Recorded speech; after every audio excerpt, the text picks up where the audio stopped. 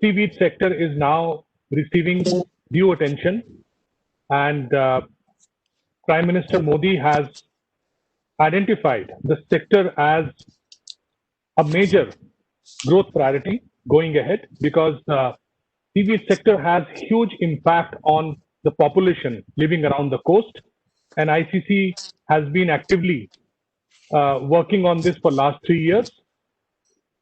So to begin with, I would request Mr. Vikash Agarwal, Senior Vice President of ICC, to please deliver the formal welcome address. Mr. Agarwal. Good afternoon.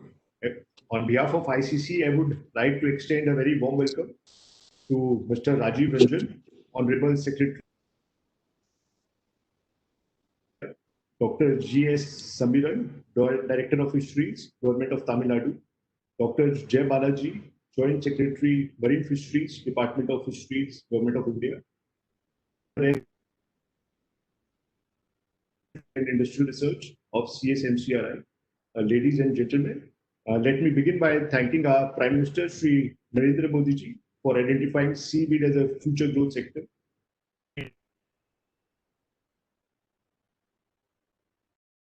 40 crores to boost the cultivation of seaweed in the coastal states. Seaweed, with its rising global demand, has many benefits. With its high nutritional value, low investment, high returns, employment generating capacities, eco-friendliness, and abundance of harvestable area. The only Indian chamber to capture this opportunity by taking several initiatives in the seaweed sector, which include 3 international conferences and expos with CSIR and CSI in the past 3 years. Our conferences have engaged with participants from India and 11 other countries, including US, UK, and France. And the event could mobilize over 100 B2B meetings and around 60 crores worth of expression of interest in Tamil Nadu alone. And while working, we realized there are certain areas which need immediate attention for sector development. And addressing these concerns, I would like to offer the following initiatives which ICC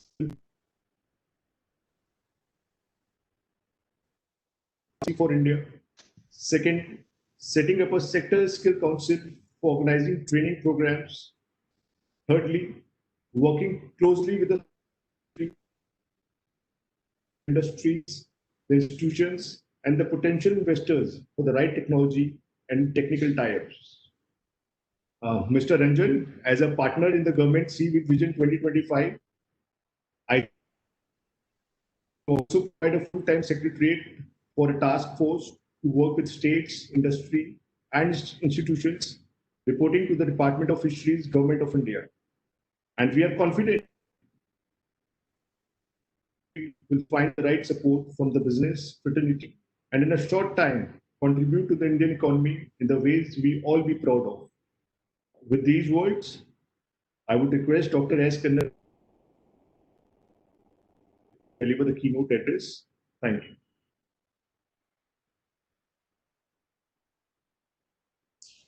Yeah, thank you. Dr. Rajiv Ranjan, Honorable Secretary, Department of Fisheries, Government of India.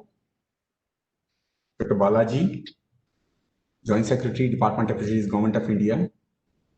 Mr. Vikash Agarwal, Senior Vice President, Indian Chamber of Commerce.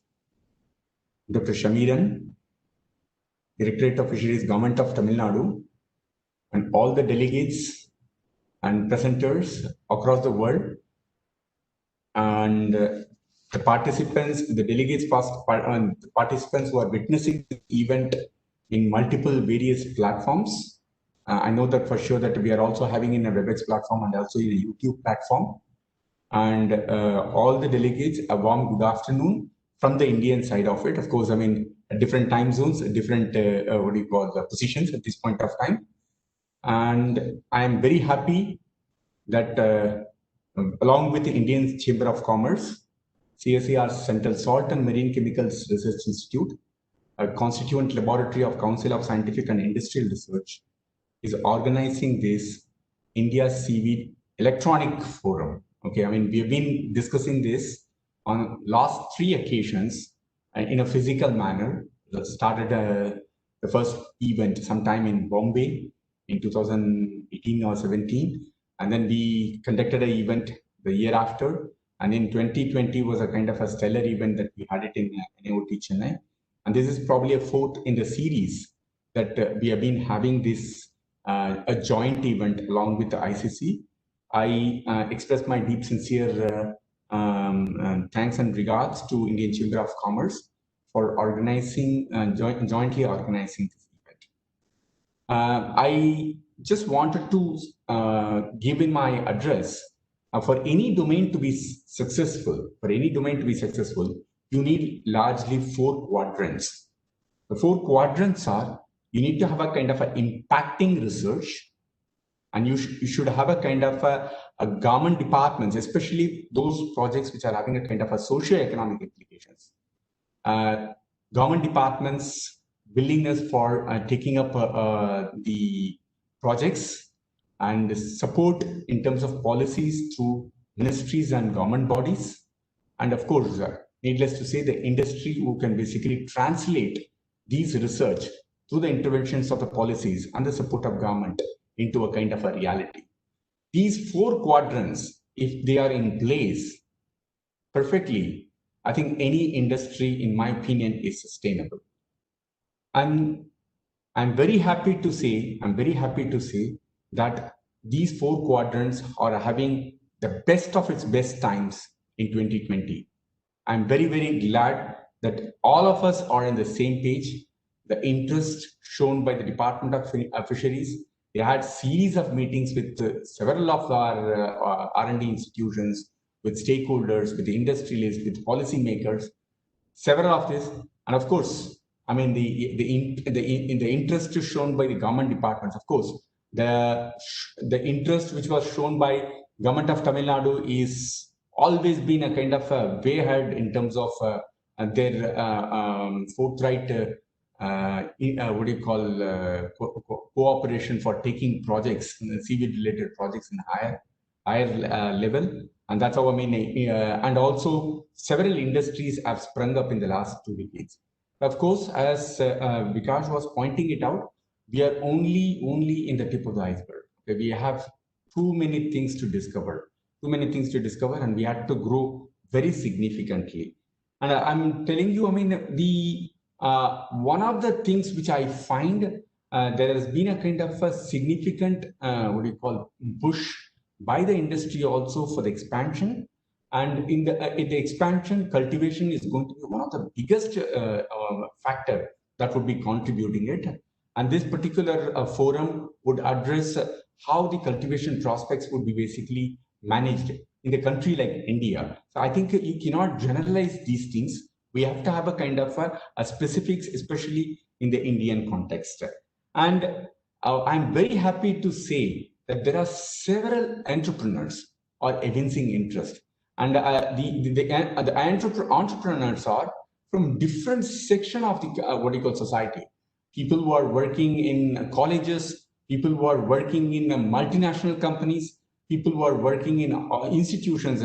Many of them are willing to explore a kind of entrepreneurial exploration of seaweeds as a kind of an opportunity to jump on. That's probably a very, very important direction that this what do you call this domain is growing.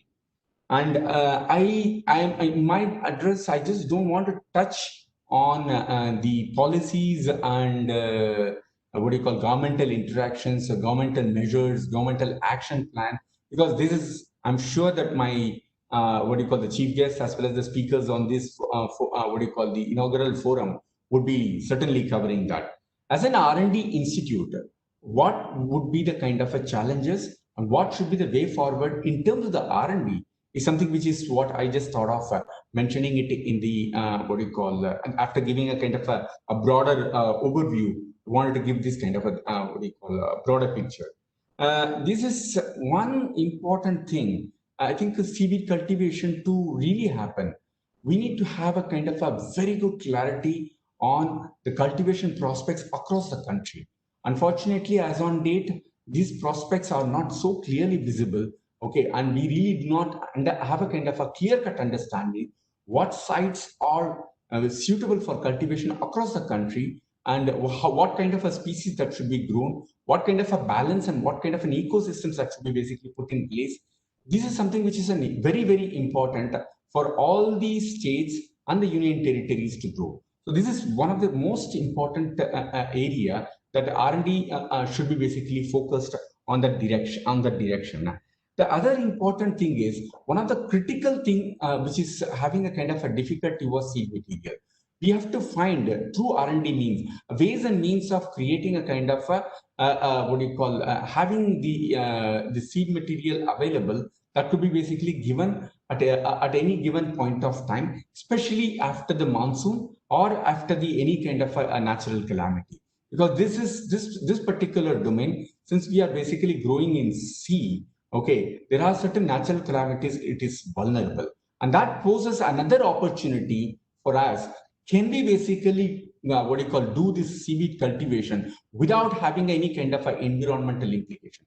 That should be the area that R&D research should be basically focused on to have a kind of a greater impact in the years to come. And of course, there is another most important thing is on the downstream processing of seaweeds into value-added products.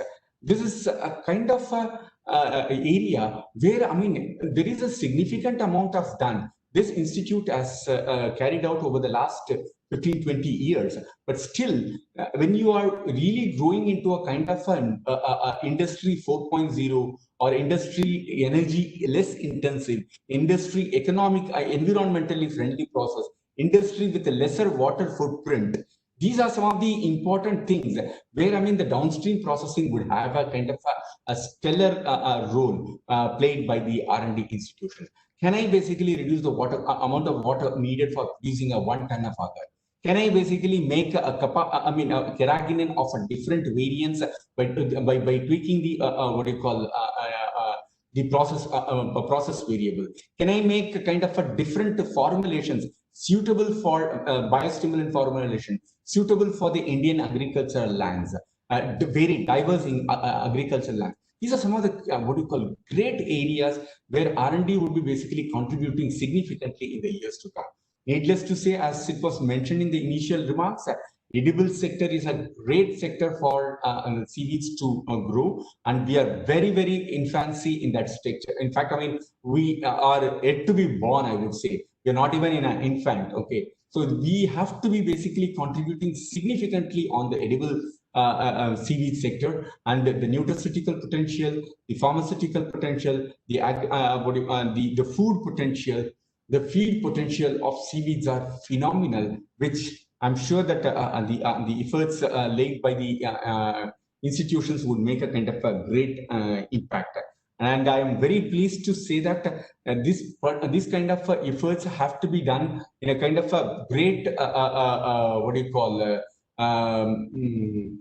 collaboration among the institutions also, and many institutions have to work together for realizing this dream. There have been a kind of a targets that have been set in a kind of a shorter time frame, which India has never witnessed for. For these to be realized, there is a significant amount of collaboration in all the 4 quadrants are necessary for it to be realizable. I also wanted to basically say R&D should also be important in terms of quality assurance, in terms of quality of the products that are coming out from the seaweeds, in terms of ascertaining the both in the domestic segment as well as on the import segment or in the export segments, needs to be basically where the R&D would play a kind of a great important role. And I'm sure if you really see a UN Sustainable Development Goals, seaweed cultivation and processing would contribute 10 out of that 17 sustainable development goals. This clearly speaks of how much impact this particular domain can contribute. And I firmly believe this decade, 2020 to 2030, would be a kind of a seaweed growth decade that India would be witnessing. And I'm sure that, I mean, when we are discussing this kind of efforts in 2030, we would have been a kind of a very good exponential curve on this domain. We are currently in a kind of a few tens of millions of dollars, and I'm sure this domain would go into hundreds of millions of dollars. With this, I just wanted to, I mean, I'm sure that the organization like CSIR has been supporting on this seaweed in a variety of ways. In fact, we have been having a kind of a consistent seaweed missions, and there have been a kind of a phenomenal support from government departments and also from what do you call departments like National Fisheries Development Board for several of the projects, several of the technologies that could be basically made into possibility that are really been what do you call catered to the industries and which basically makes this forum to be happening. And I sincerely wish all the best for all the forum participation. And I'm sure that at the end of the participation, we would be drawing a kind of a very logical conclusions and way forward to realize the dream of our Honorable Prime Minister also as a field of its own. And I just wanted hundreds of startups by the end of 2030 to be working on this series. With this, I sincerely thank the organizers for giving me an opportunity to share the remarks on behalf of CSCR CSMCRI. Thank you. Dr. Kannan, thank you. I think now we are all keen to listen to our chief guest. So may I request Dr. Rajiv Ranjan to please address us. Thank you, Dr. Singh. It's very good that we are having this meeting today. On the back of the three international seaweed summits that you had. So, though we are not doing it physically this time, but we are in the COVID scenario, which you have suggested in the post-COVID current scenario is where it forces us to do the remote method of addressing each other. So under these difficult times, we are making the best of it, and I'm happy that you're organizing it. I have a presentation which is there. So if it has been, we have shared it with you. If you are launching it from there, otherwise, if you want, I can do it from here. If it is, no, I think we can do it. Shuman, can we do it? Yes, sir. Let me start it. Yeah.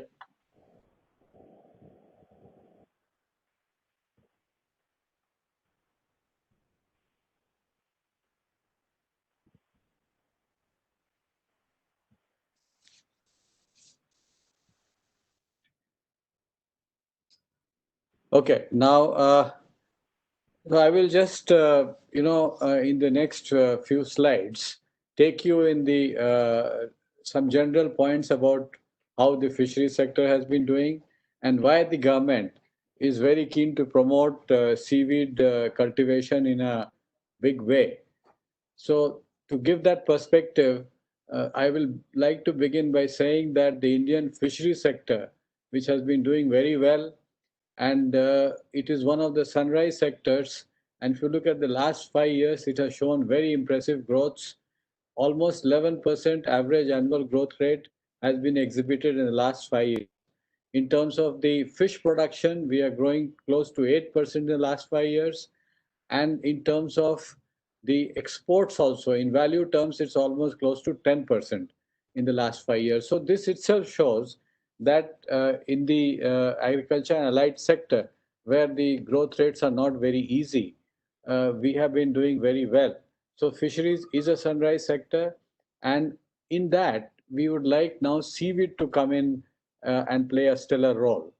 In terms of the contribution to the national GDA, the GVA, national GVA, it is 1.24%, and the contribution to the agriculture GVA is 7.28%.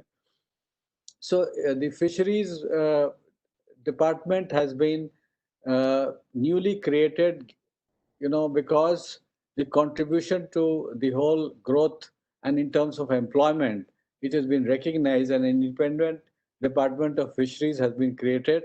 The Honorable Prime Minister is putting a lot of stress on the growth of this sector, and he's been very particular, and he has given us direction several times to promote the seaweed industry. In fact, in his role when he was the chief minister in Gujarat, also he has been mentioning about the importance of seaweed, and that is how CSM CRI has been already working, and they have interacted. So, if you look at it, this has been also mentioned in the budget, and so at the Government of India level, there is a clear recognition that we should promote in a big way.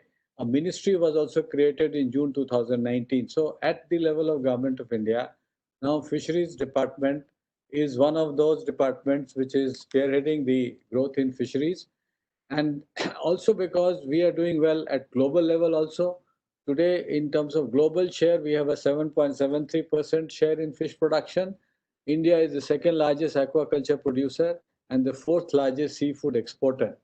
So if you look at it in terms of exports, we are currently doing about 46,600 crores, and we have a target to achieve 1 lakh crores in the next 5 years. At the back of the mind, we should keep in that fish is a very affordable animal source of protein and nutrition, and it supports large number of people in terms of their income and livelihood. Almost 2.8 crore people, fish, are dependent on this in this sector. So from that, if we look at it, if we go to the next slide, uh, you see the new scheme which has been launched. I just thought I'll touch upon it. The Pradhan Mantri Matsya Sampada Yojana. This has been launched in May, and as of now, we have already implemented it across the country.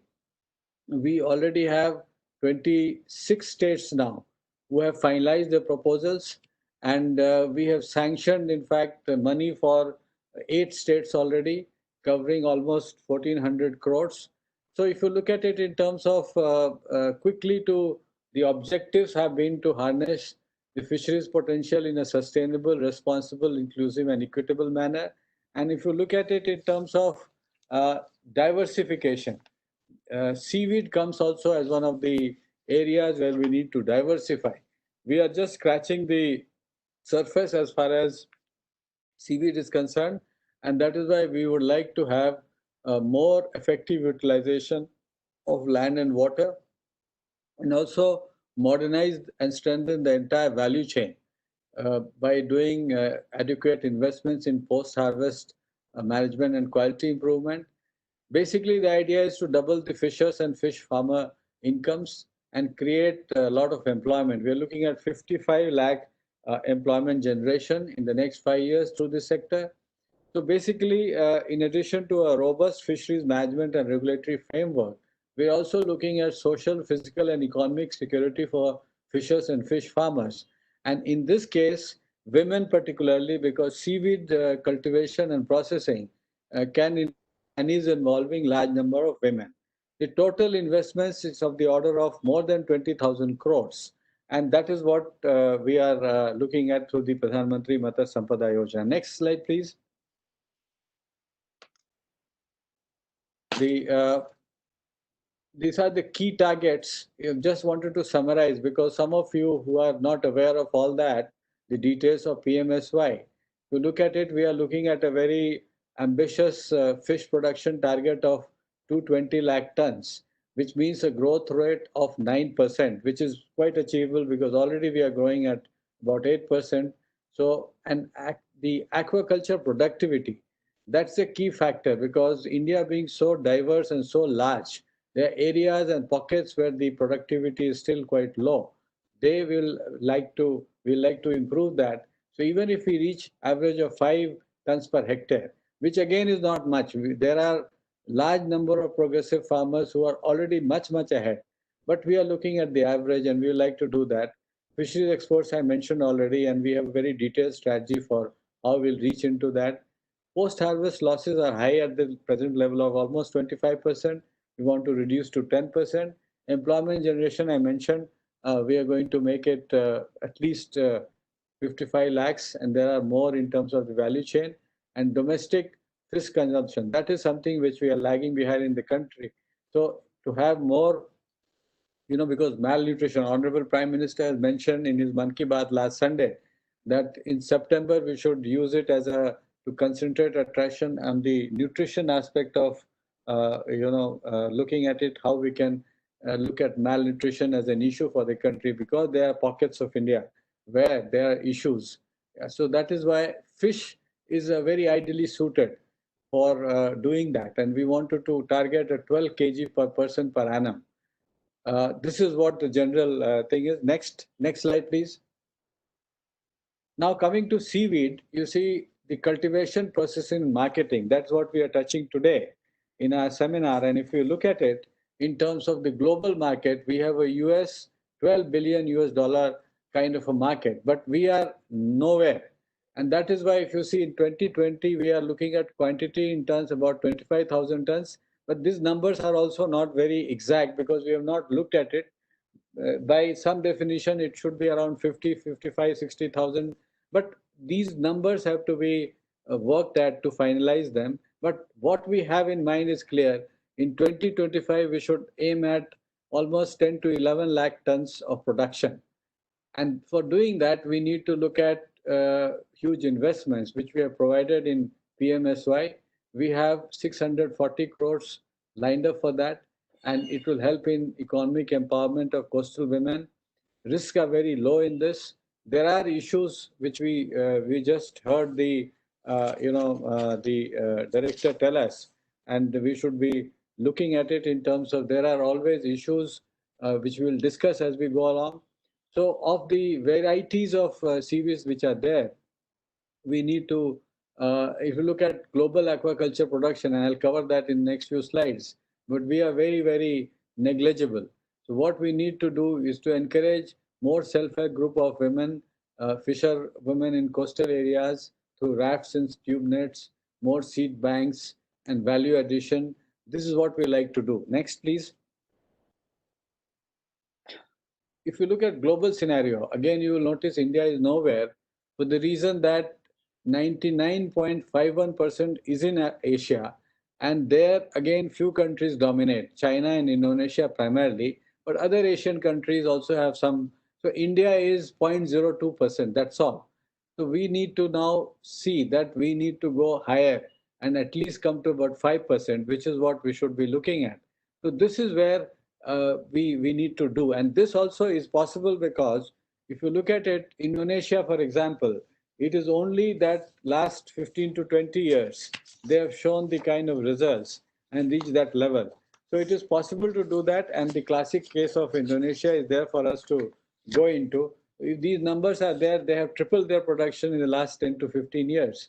And, all that is possible. So we can look at it. And we have done extensive consultations. Last week itself, on 24th of last month, we had done a national extensive consultation. I'll talk about it also.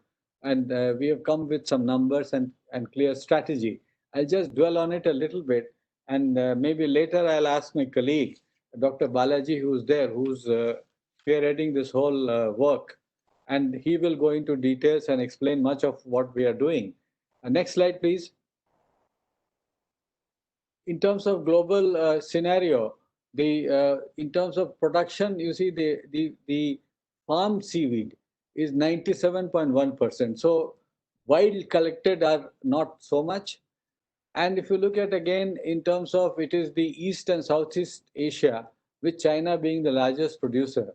And again, if you look at it, Capophagus is the bigger species in Indonesia. And if I was mentioning that from an output of less than 4 million tons in 2010, now it became 11 million tons in 15, 16, and that is how they keep growing.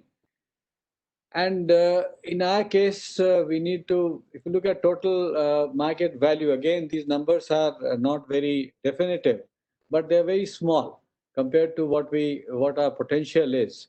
So these numbers also we need to finalize and look at it by getting into more in details. So basically the idea is that in the world scenario, we don't have a presence, and that is why we need to work on various fronts to make that happen. Next slide, please. Here I like to now mention about the institutions, the technical scientific institutions, which have done yeoman work in this area. And because of that, a lot of lot of technology has been developed. But our challenge is to now use that and do on a commercial scale, a much bigger scale, to make it really noticeable at the world stage. The primary, in fact, role has been played by CSIR institution, CSM CRI, and the director we had the pleasure of listening. And they have been working on it for on several decades. They have done very good work on kappa figures, and we need to also, see that how what they have developed seed and transferred to Tamil Nadu and Gujarat. And we have in the inaugural session the Director of Fisheries from Tamil Nadu, Dr. Samiran, who would also tell us about the very important role Tamil Nadu has played in nurturing seaweed cultivation. And now our challenge is to go to the next level. So taking those experiences on board, we have got the confidence that we can plan for a much bigger scale.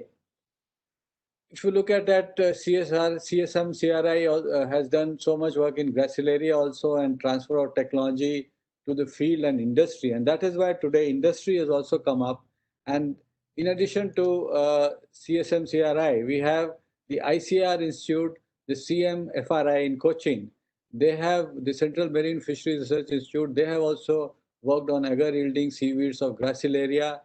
And they have again developed standardized culture techniques, and they have looked at nutraceuticals. In fact, this was appreciated by the Honorable Prime Minister when the DG's ICR had done a presentation on 4th of July, and he specifically mentioned again that seaweed is something which we should be putting much more effort into.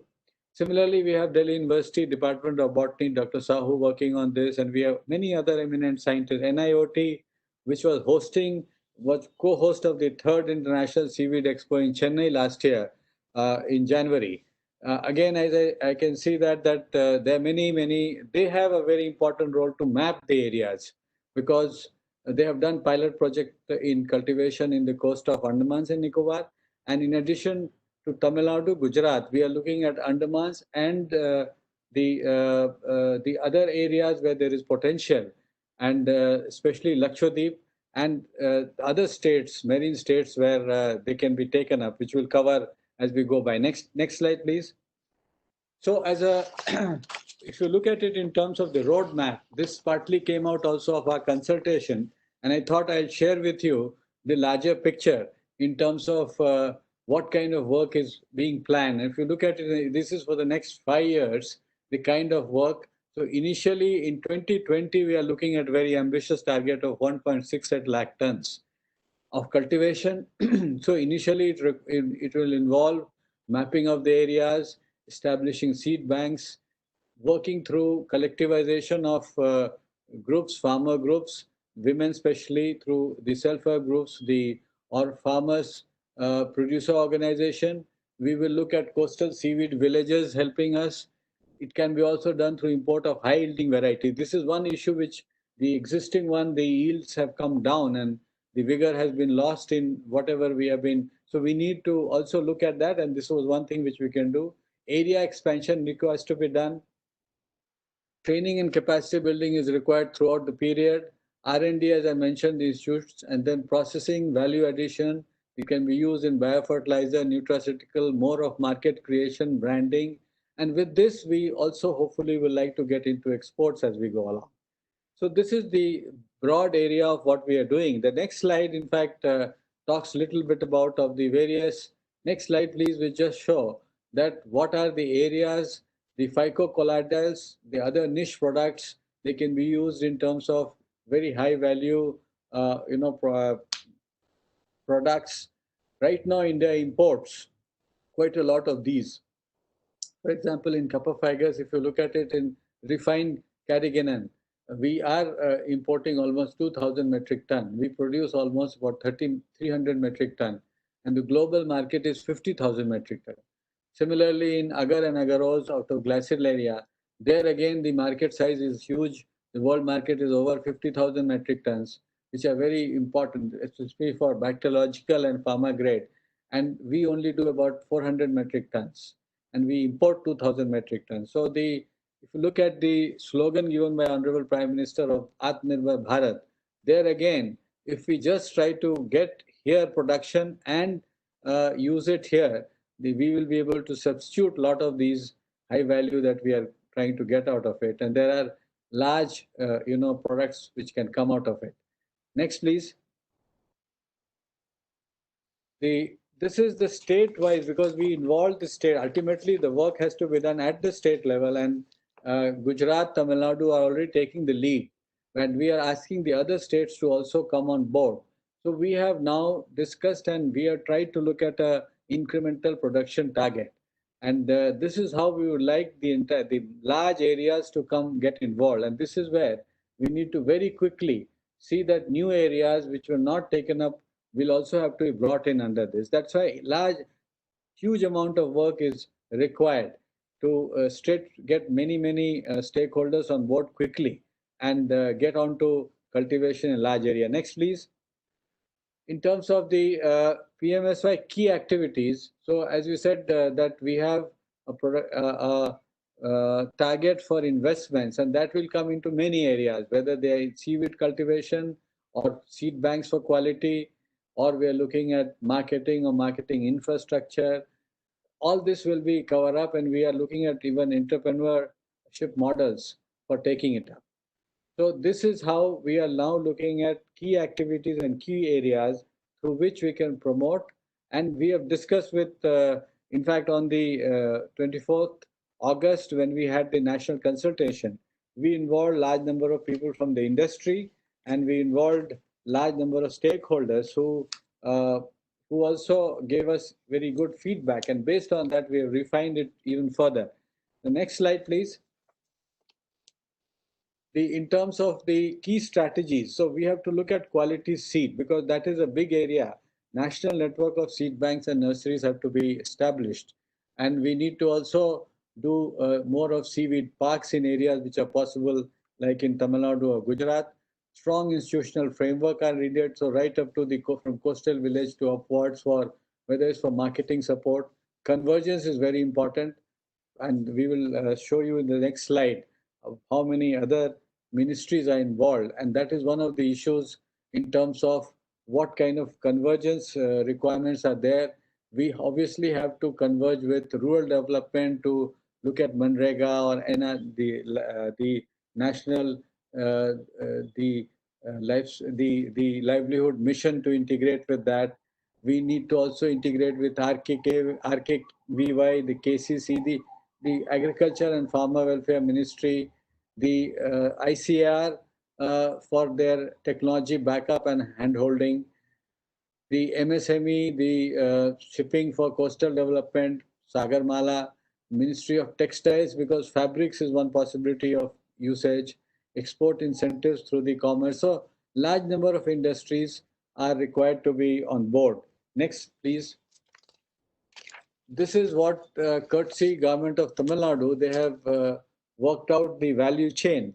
And because Dr. Samiran is there, he will be able to cover more of it. So I will not get into details of this. Maybe I would leave that the later part of I'll quickly now rush through the remaining slides. And just to give you a flavor of, next slide, please. The value chain, again, if you see in terms of we can do, if we just do more processing, we can look at 500 fisherwomen, just use the seaweed further processing and make sap, and then we can take up huge, and we can do it in seaweed clusters of 10 villages. So this is one approach that we will be looking at it, and my colleague, Dr. Balaji, will be covering more of this. The next slide is again taken from the CSM CRI in terms of what is it. Yeah, if you can go progress it will show what is the current stage. Next, please. Yeah, you can just see this is our right side transition is what we are looking at it. And this is what in the next 5 years we need to cover them all. And that is what we are now trying to do at a commercial scale. This is what our plan is. And that is why more of such consultation that we are having today, more of such discussions, which will broad base our support base in terms of interest generation and having different roles to take it up. Next slide, please. The next slide. Next, again, this will be, they have covered a bit of it. The director, Dr. Kannan mentioned, and I will not go into that. Next, please. This is again an area where large new areas, the edible seaweeds, we are not touching that. That itself more than 5 billion. We can be using the seaweed sap as animal food and feed for poultry and cattle. So there is good possibilities of using all this large scale opportunity in biofuels, biopolymer, bio-based chemicals. So, but many of them are in the laboratory stage. Many of them are at various stages of development. So we have to take it from the pilot and make it commercial on a large scale. That is one challenge. So at the same time, while we are looking at production in a big way, we also have to look at market development and also have to tie up with the industries. And that is why at the same time, we have to engage with all kinds of stakeholders. Next slide, please. So this is just to summarize the issues. So there is a scarcity of quality seed material, which we have discussed, and the lack of marine spatial plans. So we have to work with the marine states around it. Financing, insurance is a issue. It's a cyclonic weather can create a problem. So similarly, there are issues in terms of variety of these things have been discussed, and this kind of a seminar in the next 2 days, some of these issues will be gone in detail. So we'll not get into it. I'll go to the next in terms of government role. The next slide, which just summarizes a little bit in terms of the government's role, the permission to cultivate seaweed, including Kappa fiber. Now, this is one of the issues which was flagged. It is no longer alien and invasive. It's been in India for last 4 decades. So how to take it? And initially, we will at least take into areas where there is no issue at all. There are large number. India has a coastline of more than 8,000 kilometers. So there are large areas where it can be taken. So even if there are issues in some places, there is nothing to stop us from taking other places. So the whole idea, what is required is government funding support and hand holding for taking up large scale projects, which is what we are doing, and making sure that the applications are there and we take it in a mission mode. That's why we would like to keep on working on it. So with this, I will like to just end it here by the last two slides, which is recent progress and way forward. And this one, last two slides will be covered much more detail by my colleague, Dr. Balaji, who has been spearheading this whole initiative. And there are many issues, and we have gone into quite a lot of depth and worked out strategies which are workable. And that's why I have the confidence that what we are planning, we have the resources, we have the technical manpower, and we have the commitment, and we have the political support at the highest level.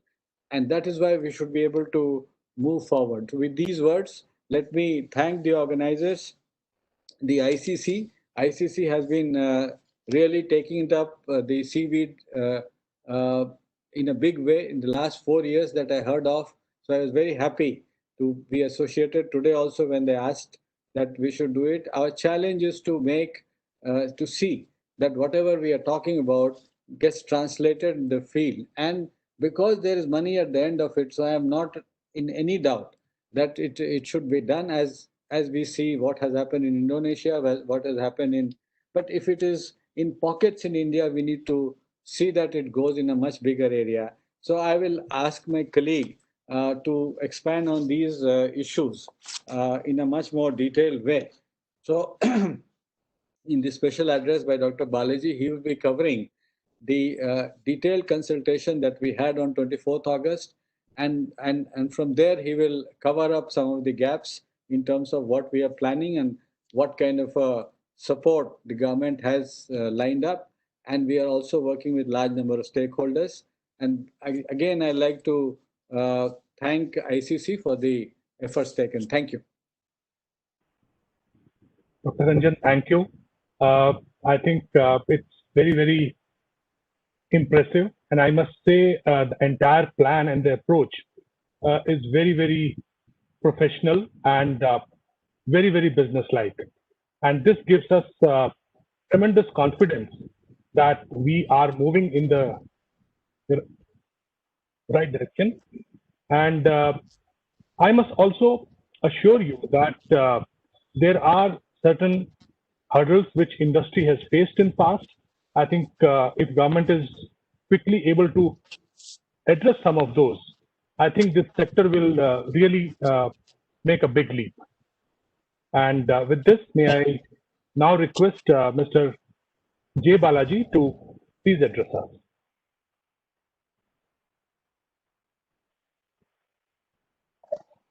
Thank you, Shri Raju Singh ji. For first, I thank ICC for inviting me, and also I thank our Secretary sir for a very elaborate presentation. Perhaps he has covered the entire thing and very nicely, and I have very little to speak actually. But I should say that with the lot of, in fact, the last few months we have been very closely working with in a segregated manner initially, because we wanted to do this. In fact, 2 years ago we also tried, but we had made no headway. But at the same time, this Pradhan Mantri Matsya Sampada Yojana, which is a recent initiative of the government, which has given us a lot of resources. You all will agree. First fundamental thing to is the resource which is required. Then now we are flushed with funds. Funds is not at all a problem. Now the industry and the department and all the stakeholders should have to come together. And the first consultation we have recently held on the 24th, as sir has already said. And we have learned a lot in the process, and it is a continuous process, and we'll also continuously we are learning, and we are also evolving, and maybe our presentations also will slightly improve or change as we progress, so that the more focused as today's discussion, tomorrow's discussion also will be very useful to us to set a policy perspective for the sector. Now, having said this, sir has already covered several issues. Just I would like to say that during the last consultations, around I could jot down around 18, 19 key issues which have been raised by the speakers and the stakeholders. The first fundamental issue was raised was about the quality seed and cultivars. The cultivars, what we have now is rather quite old and rather it lost its virulence, and there is an urgent need for rolling out. Here, there is a tomorrow's discussion should give us a broad roadmap as to how we will get this out fast, because we should have a short-term plan as well as a long-term plan. Maybe 2-3 years we are looking at. Maybe if we can have to import some seed or some program, we are also open to that. Today's meeting and tomorrow we should kindly come out. So it's a low, but we feel that the research has to be a continuous process. It will take time before tangible results come, because the opinion of the industry is that the scaling up is the issue. The scaling up will require time. So, and there is a need for a multiple regions to take off. And not exactly we are just located at Mandapam and to some extent on the Gujarat side. Perhaps there is a need for a multiple locations in to take off, and that strategy will enable a broad basing this particular initiative. And also we require here the key role will be played by the state governments. The state governments in their coastal waters, they should have a clarity in their leasing policy. That is one second thing which has come out in the last meeting. A good leasing policy is required, a stable leasing policy is required. Zonation is required to distinguish between, segregate the fishing locations, fishing boat areas, and as well as these seaweed. The social issues has to be addressed. Then we also require a continuous technology infusion and upgradation also. So there is no way we can just depend exclusively on the current technologies. We have to progress beyond that. Then we also have to look at maybe in the midterm, after by midterm, we have to look at a diversified strategy, whether we go within the coastal waters or we'll go into deep ocean. What we have given to understand from the literature is that The deep sea, rather the oceanic seaweed cultivation is also a big thing in some of the countries. This is a thing which we can look at maybe towards a couple of years from now. And also a land-based cultivation. During the last consultation, some speakers have given us a good ideas as to how we can use the wasteland, which on the adjacent to the ocean, which can be utilized for the seaweed cultivation. And also growing. I have seen some of the papers in the FAO which also said the aquaculture ponds, we can do a co-cultivation of the seaweed along with in some during the aquaculture water channels can be utilized for the monoline cultivation, like the tube net cultivation or whatever the practices are. That is an option we have because we are a very good aquaculture country. And I was very happy to say that in spite of challenges, the way today Kappa ficus is being discussed, Kappa ficus, similarly we have a Wanami shrimp, which is 100% imported shrimp from the brood stock. We are very successful in 10 years. We are the leading shrimp producing exporting country in the world today. So that is in spite of COVID, we have grown by 6 to 7%. So that is a story. This is all because of the great initiative of the industry and able support of a couple of good policy initiative by the government. So this is a strategy we also like to have in seaweed. Maybe we have to know the feedback a couple of days from now. We like to have at the end of the meeting as to what sort of, because we felt that government should be a catalytic role and we should be enabling role. And the industry has to be given space wherein it can work. The way the strategy on the our shrimp sector, we like to follow here also. Then we are looking at species diversification going beyond Kappa ficus. So we in a country, we have a huge area we have, but at the same time, there are challenges here because some of the members in the last meeting was telling us that we are at the R&D. It's a bench level work or sometimes not even a pilot level works in the other species. So this is one area which require an urgent intervention. Then we are open to establishing seaweed parks. You might have noticed in our Pradhan Mantri Matsya Sampada Yojana, it's a 3 billion scheme because we have here some international speakers. So that's what I like to tell the figures in dollars also. It's a $3 billion initiative of our government for next 5 years. Within that, we have $100 million to establish the aqua parks. So some of this money can be utilized for even the seaweed parks. That the members also told us that Gujarat and Tamil Nadu can be an ideal location for establishing seaweed parks. Then the value addition is the key. The entire thing, even today, shrimp sector, we also face the same challenge. 10 years down the line, we have initially concentrated on production. The idea was to produce. But today, the shrimp market in next 5 years is saturating. The demand, there is an issues gradually. So you have to go for value addition. Unless you do not go for value addition, the returns are low. There'll be competition. In the similar, even in the what I am given to understand, it's a very competitive industry as far as seaweed also. Like the southeastern countries have done extremely well. We are in a very competitive environment. Therefore, we have to look at value addition. In fact, we have a huge consumer base in the country itself, and we have traditional history of Ayurvedic medicines and all that also there. So we have to look at our own markets also. So that is one area which I think the industry should help us how to grow within the country. That is the challenge because we have almost a huge urban middle class and so everything. A lot of food diverse food habits are also coming up. So marketing infrastructure we can create under our Matsya Sampada Yojana. So we like to support startups which want to come forward, and incubation of the technologies also we like to support. In fact, we want private sector to take the lead here. We do not want much to do in government here. Suppose for example, startups. We easily give around 50 lakh rupees for each startup. If they come out with a small with a project, they can for startups can come forward. We can give assistance to them, and we can give up to 3 crores almost to the incubation centers. If they want to establish an incubation center, that will be quite useful. So the promotion of the investments also we are looking at. Tomorrow meeting should come back for the investments.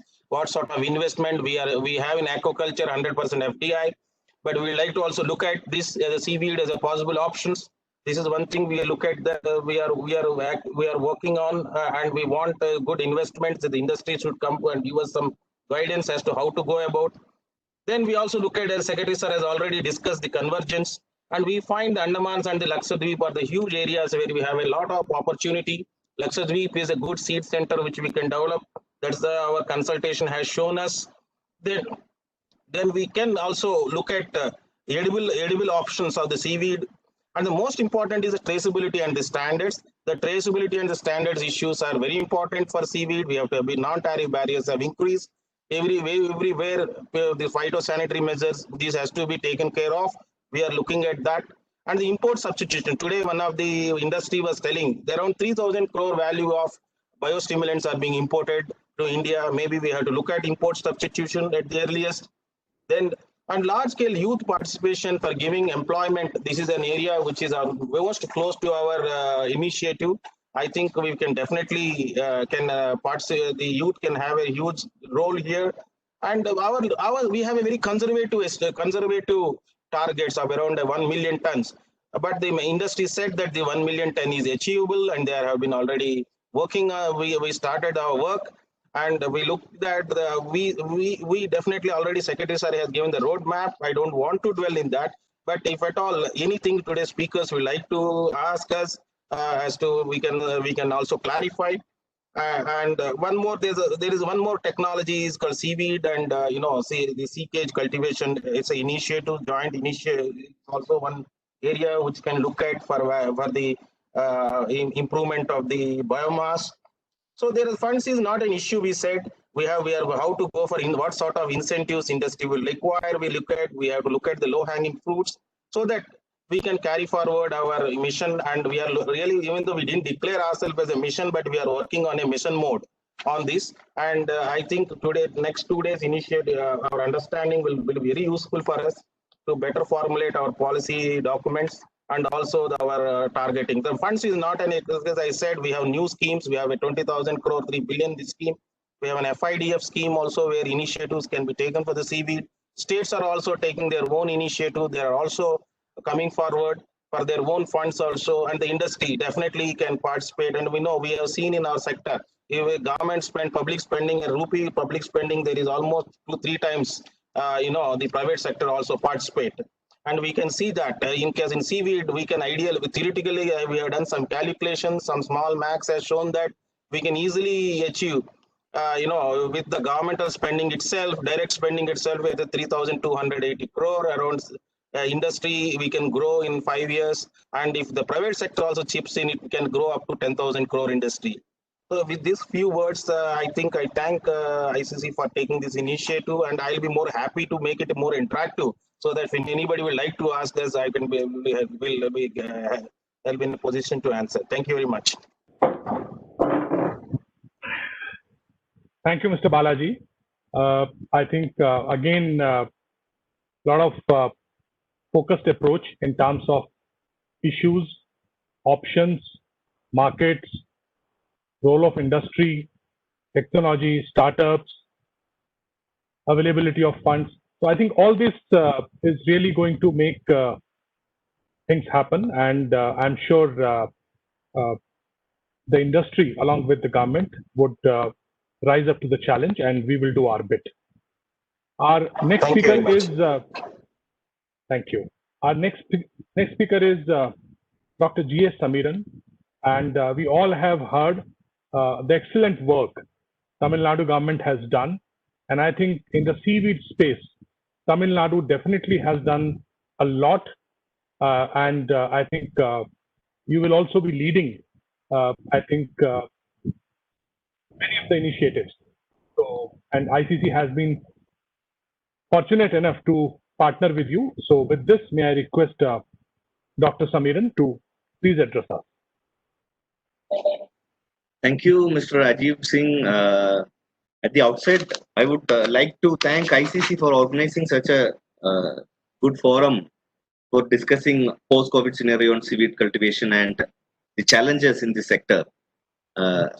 First of all, I want to thank respected Secretary Fisheries, Government of India, and Joint Secretary Sir for a wonderful presentation which put the things in perspective. So I would mainly dwell upon the the Tamil Nadu scenario. Hope my content is visible. No, sir. Please share it. Once again.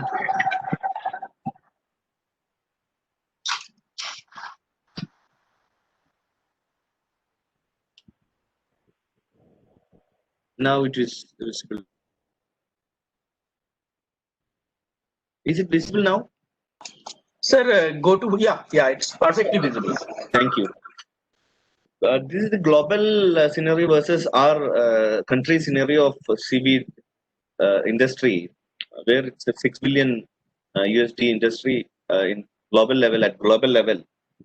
When we see the Indian context, only 10% of the seaweed is being cultivated. 90%, over 90% is collected naturally, compared to 97% of cultured seaweed in the global market.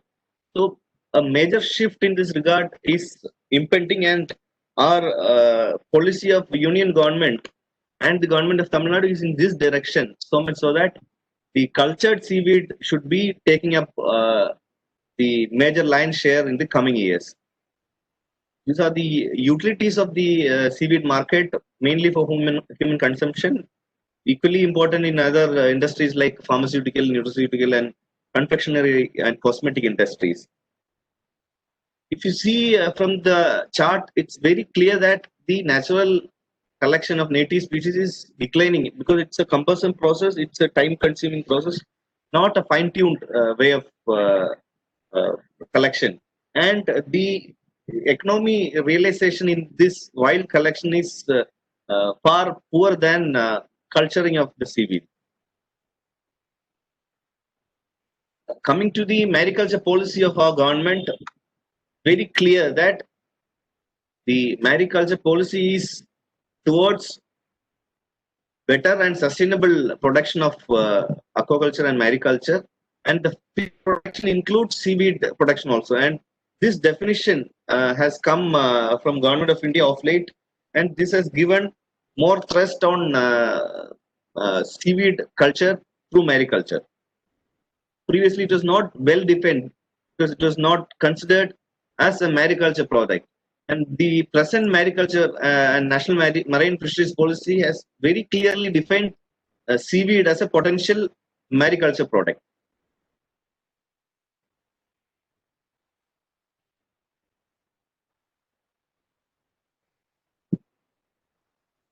Little bit on the vision of the state government on the state government of Tamil Nadu on mariculture and particularly on seaweed.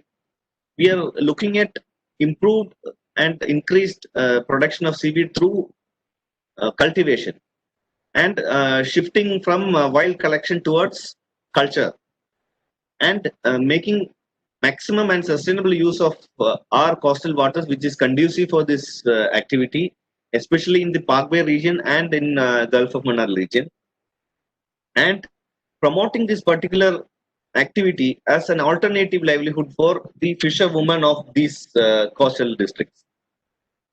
We are equally promoting the industries wherein which an ecosystem can be developed in this part of south of India, so that the industries also can flourish through these activities.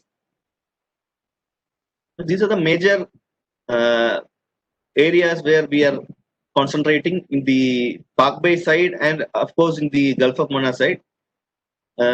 Parkway side of Tamil Nadu, mostly we are concentrating the Capaphagus cultivation. We have almost 21 villages who are dedicated in the Parkway side, and equally 20 number of villages in Ramanathapuram who are mainly concentrating on Gelidilla and Gracilaria species.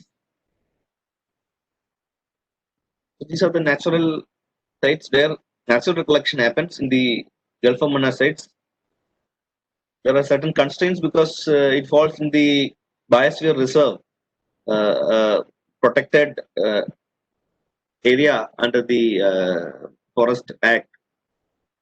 So wild collection happens here. Cultivation and culture constraints are in the Gulf of Mannar side. These are certain policy level initiatives the government has been taking of the past decade, basically on supporting the women who are into seaweed culture by giving them subsidies, giving them credit, financial support through banks, and also providing them opportunity and exposure visits. Of late, our fisherwoman team were active participants in the Indian International Seaweed Summit, which happened in Mumbai in 2019, and also in at Chennai in 2020. Under major programs of Government of India and through a World Bank program, we have concentrated on the human resource development in this sector by giving them training and also handholding them by giving capital subsidies.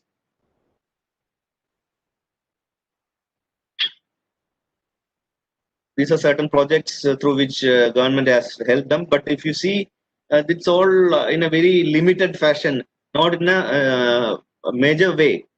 And now we are very thankful to the Prime Minister's Matsya Sampada Yojana, wherein which government of India is envisaging a revolution in this sector, so that these smaller subsidies, rather than the smaller subsidies, government of India is envisaging creating a greater ecosystem, a bigger ecosystem in this sector, which will definitely help in expansion of all these activities, and also at the end of the day, it will benefit the fisherwomen of this area. So certain photos of the activities happening in this area. We have two types of culture activities happening. Monoline culture, which is predominantly in districts of Pudukkottai, Tanjavur, Tiruvarur side, and raft culture in Ramanathapuram side. Last year, through a World Bank project, we have started value addition of this product, and we have made joint liability groups within the fisherwomen who are into these activities. Roughly 1,500 women are directly involved with this activity, and we have federated them, and now they are producing a value-added product, which is SAP, and they are selling the value-added product to the industry, which is realizing better income for them. But this is also in a very small fashion. Only one unit we have started. We are planning to start multiple units, like 5 units through state support. This year, 5 more units will come. Under PMMSY, we are planning to broad base it much more. As rightly pointed out by the Joint Secretary Sir and Secretary Sir, there is need for expansion. Now we are concentrating only on certain species and on for certain demand. These need to be broad based, and the species diversification should happen. And it is impending that only if species diversification happens through technology infusion, this would be a sustainable. There will be a sustainable growth. And broad basing geographically, because now only around 293 kilometers of Park Bay is concentrating on this particular activity. But if we do a good survey and mapping, definitely there are shallow and calm pockets in the entire coastline, because Tamil Nadu has an excellent coastline of 1,000 plus kilometers. Out of that, only 250 to 260 kilometers are being utilized for this particular culture. We should be thinking in bigger terms after a proper mapping. For the country also, the same would apply, because presently Gujarat and Tamil Nadu are 2 states going towards cultural activities. Other states also have ways and better geographically suitable and conducive environment. These need to be mapped, so that industry also gets round the season availability of material. That is a major challenge industry is facing now. They have raised it in different forums. Last week also we had an excellent interaction with all the industry players who have signed the MOUs with us, with the state government, during the Indian International Seaweed Summit. happened last January. We had excellent meeting with the industry partners. Around 8 MOUs were signed for a tune of around 50 plus crore. And the government is constantly following it up with these industry players. They are all coming positively forward. They are all happy to see the policy level changes at union and state level, and they're happy to invest and become growth partners in this sector. These are certain constraints which was already discussed by Joint Secretary Sir during his talk. One is the quality of the seed material available. The commercially scaled up species is Kappa ficus, and Kappa ficus virulence have declined over years. There need to be either increased virulence species or import of better quality of the same species, same pure line stock should be imported. So that is one major demand from the industry. At the same time, lack of processing industries to consume the so a challenge the cultivators are facing, the women are facing, and the climate resilient spores and shoots should be developed, and for this great amount of technology infusion should happen, and we are hopeful that CSMCRI is working in this regard. I should thank Dr. Kannan, who is the present director of CSMCRI. He has been personally involved in all these activities, and he has handholded the department over last 2-3 years in an excellent fashion, so that this has realized to the field. Previously, it was remaining in the labs. With the intervention of our scientists from CSIR institutes, it has been pushed to the field, and it has been realized.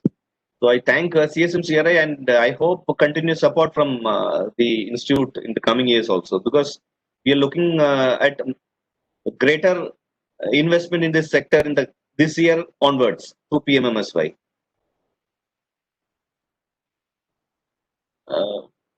Our Secretary Sir has rightly mentioned that rather than rhetoric and policy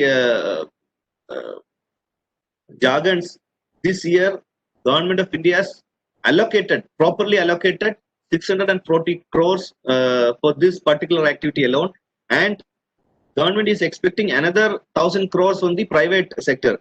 This is a very welcome step to the industries, because in the last industry meet happened last week, all the industry partners were very happy to see this concrete step from Government of India, and they're very hopeful that they can also invest in this sector and expect better returns from it.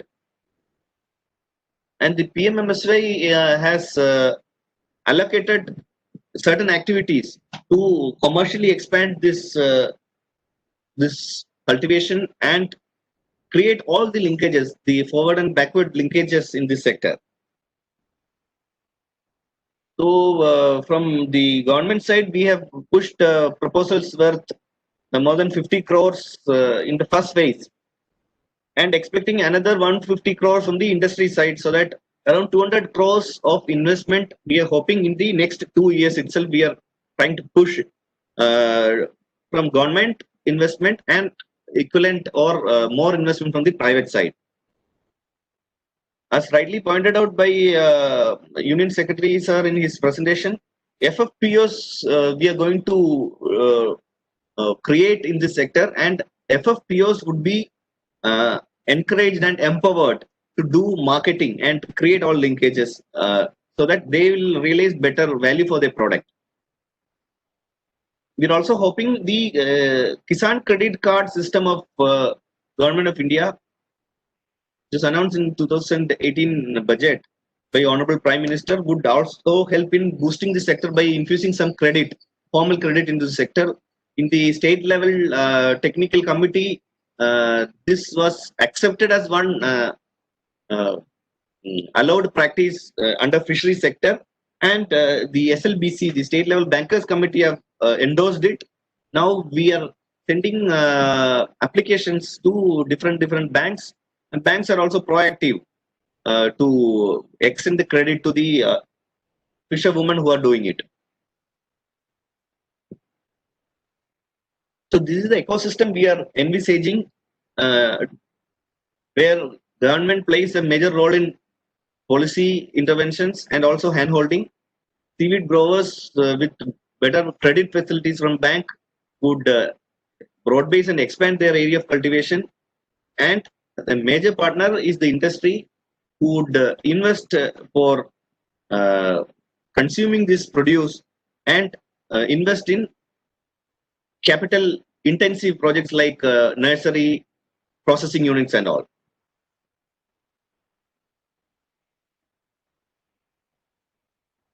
So this is the context of Tamil Nadu, where we are inviting industry partners to join hands with government and improve or take advantage of this situation, where we have a good and conducive coastline. Already we are pioneers in seaweed cultivation. With the introduction of PMMSY and infusion of public funding from government side, equal and more investment from private sector is expected. We have central institute like CSMCRA, who has been pioneering in the research of seaweed culture. They are located in Tamil Nadu in Mantapam. We have the support from CMFRI, who is also equally capable and competent to do research in this regard. They have done statistical studies and certain diversification studies in this regard. So these two central institutions would be technology partners, and we have a legislative backup for these activities, where Tamil Nadu is the first state to launch Tamil Nadu Contract Farming Act, the Agriculture Produce and Livestock Contract Farming and Services Act of 2019, in line with the Government of India's policy. Actually, ahead of the policy, Government of Tamil Nadu has launched this and implemented this act. We have a Business Facilitation Act of Tamil Nadu, which ensures single window clearances for all industry partners. So we have a good legislative backup, policy framework, and geographical conducivity, so that industries should be forthcoming in this to invest in this sector. As I rightly discussed in the previous slides, these are the expectations from the industries. Certain policy interventions they have requested, like zonation, allocation of land and all. These things we have taken up with the government, and it is actively being considered at the highest level. So with this, I would wind up my presentation, and once again thank ICC, who is constantly gearing up for this particular sector.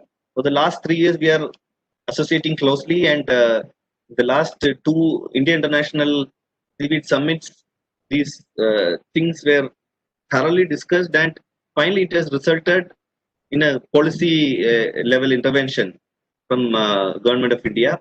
We are thankful for ICC's intervention. We hope more industries will come forward and invest, so that this particular activity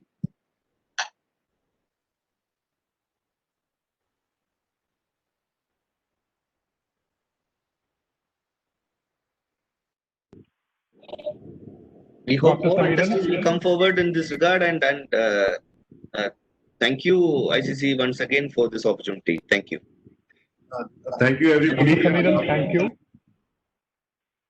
I think we had a very wonderful and enlightening session over the last 1 hour, and I wish to thank each of our esteemed guests for sharing their vision and insights.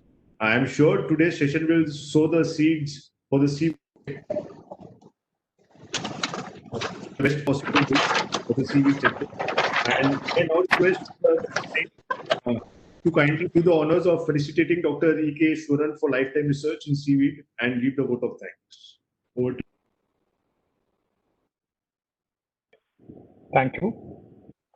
I think Tamil Nadu, as we have just heard, has done tremendous work, and they have also highlighted and added one more dimension to this, that is women empowerment. I remember when we were there, Honorable Minister of Fisheries and the entire department, uh, the kind of engagement women have with this sector. So that also goes well with the government's priorities, and it also adds to the quality of life and the livelihood. I think we have heard some very good comments, and Dr. Ishwaran, I would once again like to acknowledge his tremendous work in the field of seaweed. And with this, I would like to formally thank our Chief, Dr. For taking so much of interest and having a very, very business-like plan for the development of seaweeds. I would also like to thank Dr. Mr. J. Balaji for his keenness to engage, to work on the issues which are facing the seaweed sector and which are becoming impediments for its growth. And I'm sure we'll be able to address those together. I would also like to thank Dr. S. Kannan, our partner for last now almost 4 years. I think they are doing tremendous work in the R&D space, and going ahead, I think they will definitely be playing a very important role. So we are thankful to you. And last but not least, I would like to also thank Senior Vice President of ICC. And over these 2 days, I'm sure we will come up with plenty of good ideas and thoughts. ICC team will compile all the suggestions and ideas, and we will come up with a brief action plan based on the ideas and share it with Dr. Ranjan and also with Mr. Balaji. With this, I once again express a hearty thanks to all of you. Thank you. We will now be moving to our next session. I can see Mr. Abhiram Seth there. So welcome to you. And I would also like to invite Dr. Vaibhav Mantri, who is the principal scientist of CSM CRI. I would also like to request Dr. B. Johnson, who is again a scientist at CMF RI at Mandapam, and Mr. Abhiram Seth to please start the next session. May I request my colleague Tapan to please take over from now on. Yeah. Over to Tapan. Thank you very much, sir.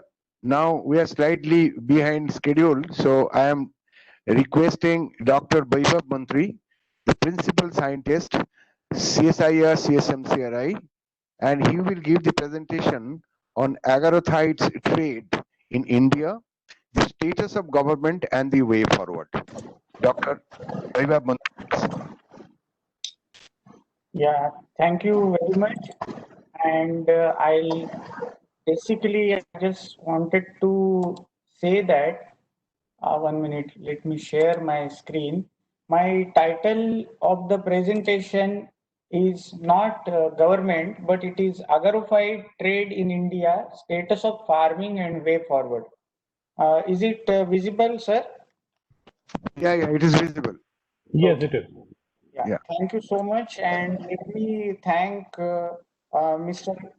Vikas Agarwal, Senior Vice President, ICC, my own director, Dr. Srinivas Kannan, then Dr. Rajiv Ranjan, Secretary of Ministry of Fisheries, Government of India, Dr. Balaji, Joint Secretary, Ministry of Fisheries, Government of India, Dr. Samiran, Director of Fisheries, Tamil Nadu Fisheries Department, and Dr. Rajiv Singh of ICC, and of course, Mr. Tapan, with whom we have been working for last 3 years to give me this opportunity. As you all know that since last complete session, we have been hearing that we are talking about Kappa ficus cultivation, and we need to diversify. And also, like although Kappa ficus is a anchoring species, and whatever cultivation has happened in India, it has successful because of Kappa ficus. But still, we have our own indigenous species, and I will be basically talking about their prospects of their cultivation and what are the issues basically which we have to, remove. Just to give you global status, as we have heard from Rajiv sir, that this commercial cultivation today is about 32 million metric tons per year, of which around 95 to 97% accounts for farming, and its value is about 12 billion US dollar. This is what FAO report, recent FAO report says. And when you see the composition, the most of the cultivated part comes because of one group called Kappa ficus and Euchema. Basically, just for your knowledge, that Kappa ficus and Euchema were basically uh, categorized into one genus called Euchema. It was later Doughty showed that since it produces Kappa carrageenan, the new genus was established. So these two together form the major cultivated species, followed by uh, Laminaria japonica, and then Gracilaria, and then Undaria and Porphyria and others.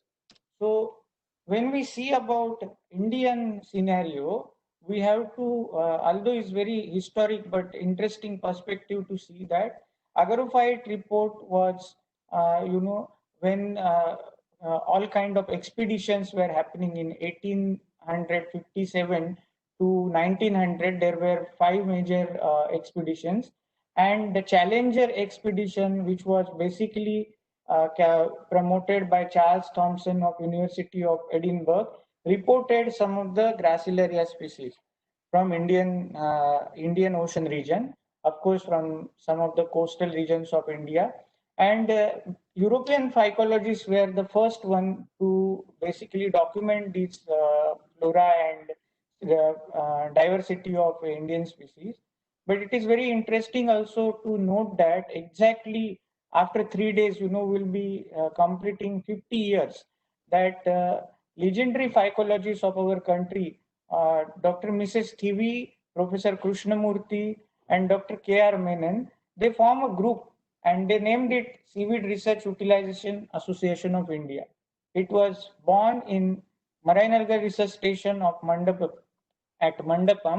and they basically mooted the idea that indigenous agarophyte should be cultivated. There was no much interest in carrageenophyte then, and all the agarophytes they thought of utilizing it, and creating livelihood. And it is a very interesting fact was told to me by Professor Krishnamurthy when he was alive. He said that when he moved to Mandapam from Bhavnagar, he, along with his colleagues at CMFRI, established landing centers, and first priority our institute under the guidance of Professor Krishnamurthy did was survey of economically important seaweeds. And this was again the national priority then. And between 1961 to 1991, there were five major surveys, and they covering almost all the coastal states except West Bengal, and I think, except West Bengal, including Andaman and Nai, excluding Andaman and West Bengal, and including Lakshadweep and all other coastal states. And they have basically enumerated what are the species available, which are agarophyte, alginophyte, carrageenophyte, and you can see that several agarophytes were reported, and Gilidiella and Gracilaria were the dominant species. As I said that there are several landing centers. You can see here the picture. This is one of the landing center near Mandapam called Vedalaya. This is the stretch between Dhanushakodi to Kanyakumari, and more specifically in the Ramanathapuram district. This is around 300-kilometer stretch, and this is called Seaweed Belt.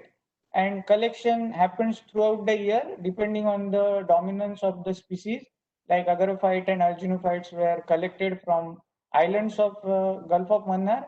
And there are 14 landing centers. I need not have to read them.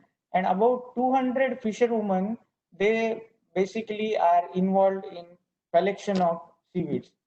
I have shown you 5 decades of landing data, and you can see that it is very fluctuating. But if you see last 20 years, it's drastically declining.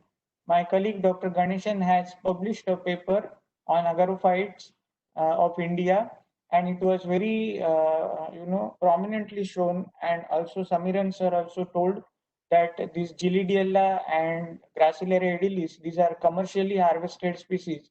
They are declining because of more pressure on natural resources. This is the indigenous agar production data, thanks to Madurai Agar Association and Marine Chemicals Cochin. You can see that there are two types of agar India produces. One is food grade agar, and second one is bacteriological grade agar. Mrs. Thivi way back in 70s proposed that India's potential is around 300 metric tons. She has proposed 50 years back, and we have reached that figure only in 2014-15.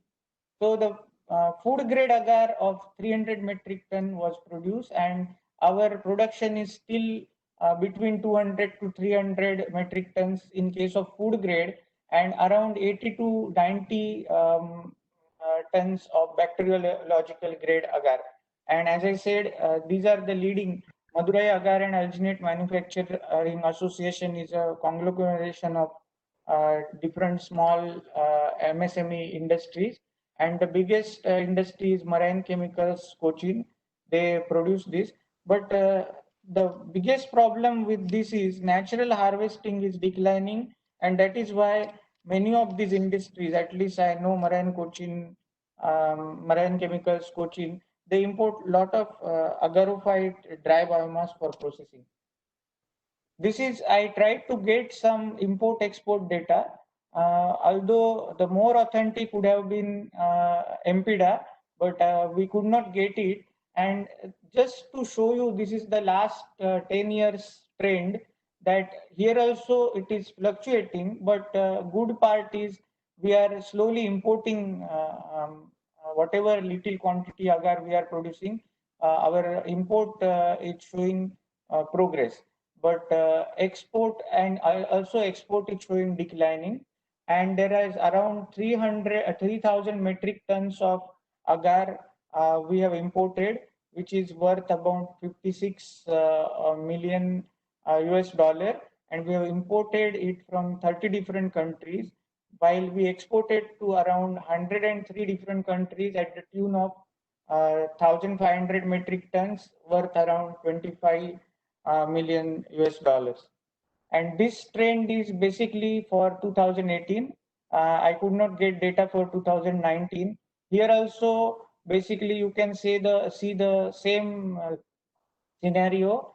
And here I have given the figures. I don't have to read them.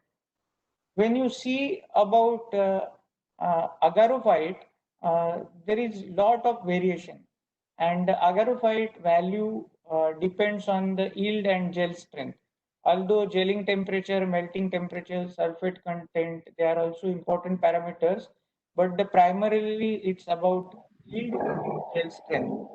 When you talk about processing the agar, you can process it as it is, and the agar which you get is called native agar.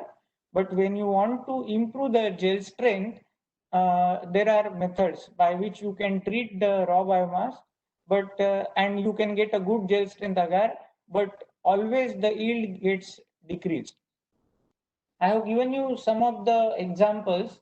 The best agar so far we have found is from Gracilaria dura, and we also have got patent for processing this biomass, and you get basically agaros as well as agar from this species.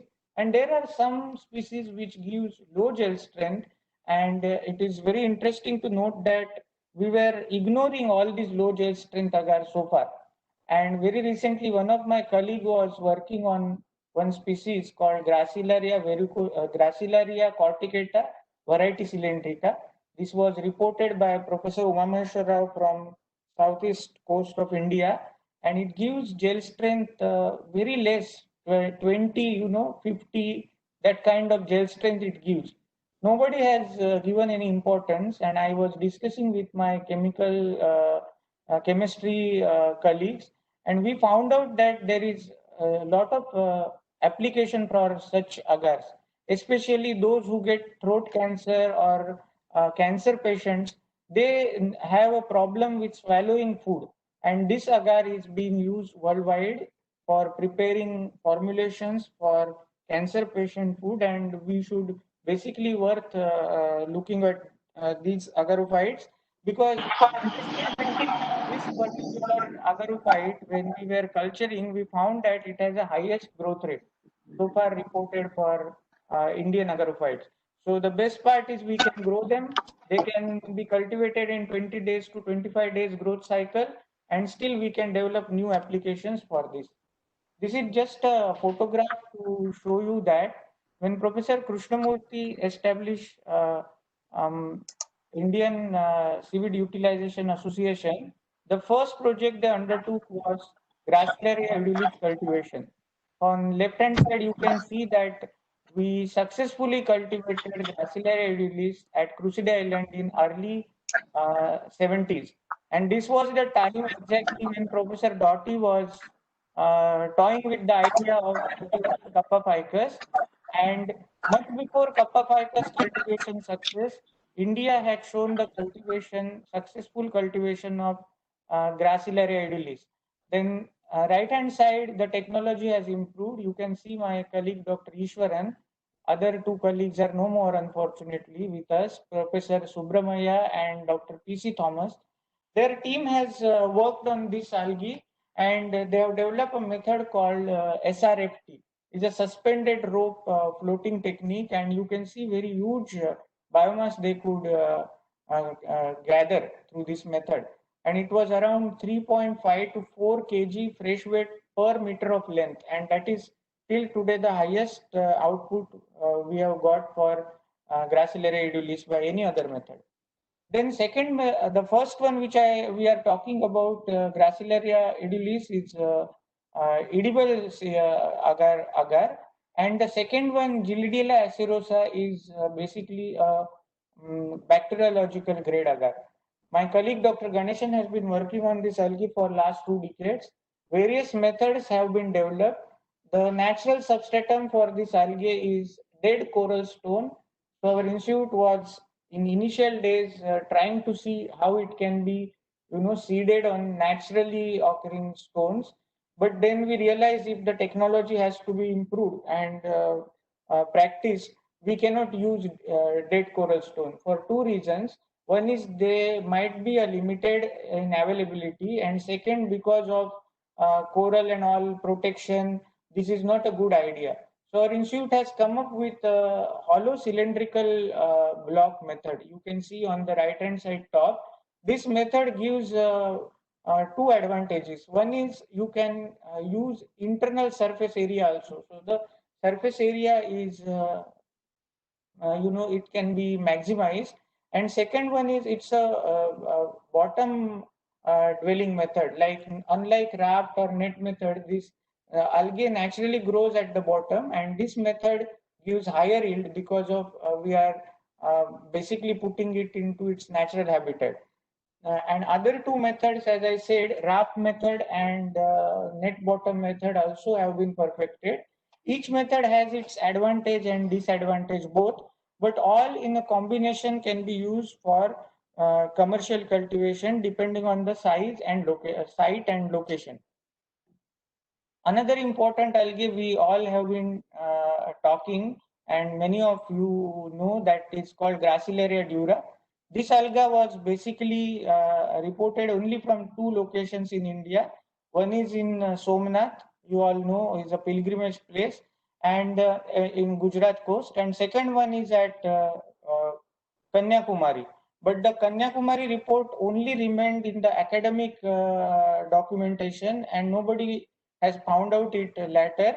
But in Gujarat, we have transplanted this algae initially in Mandapam, and we have perfected its technology using several methods. This is one of the methods, and we have also got patent, as I said, and we have got um, um, uh, agarose,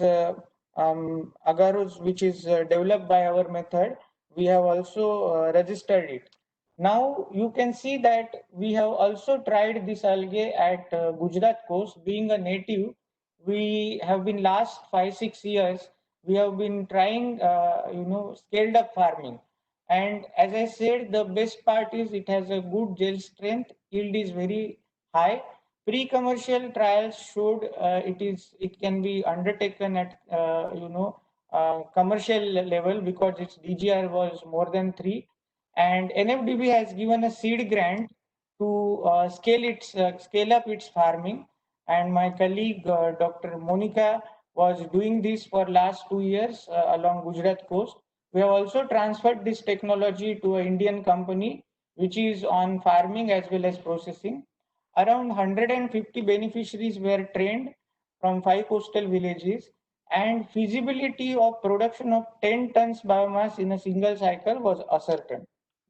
There is very interesting algae coming up. Many of you may not be knowing and might have not heard. It's called Gracilaria debilis. It is available in several coastal regions in India, especially in Tamil Nadu. This is available in some of the islands at very low quantities. But my colleague Dr. Veer Gurnathan for last 5 years has been working on this.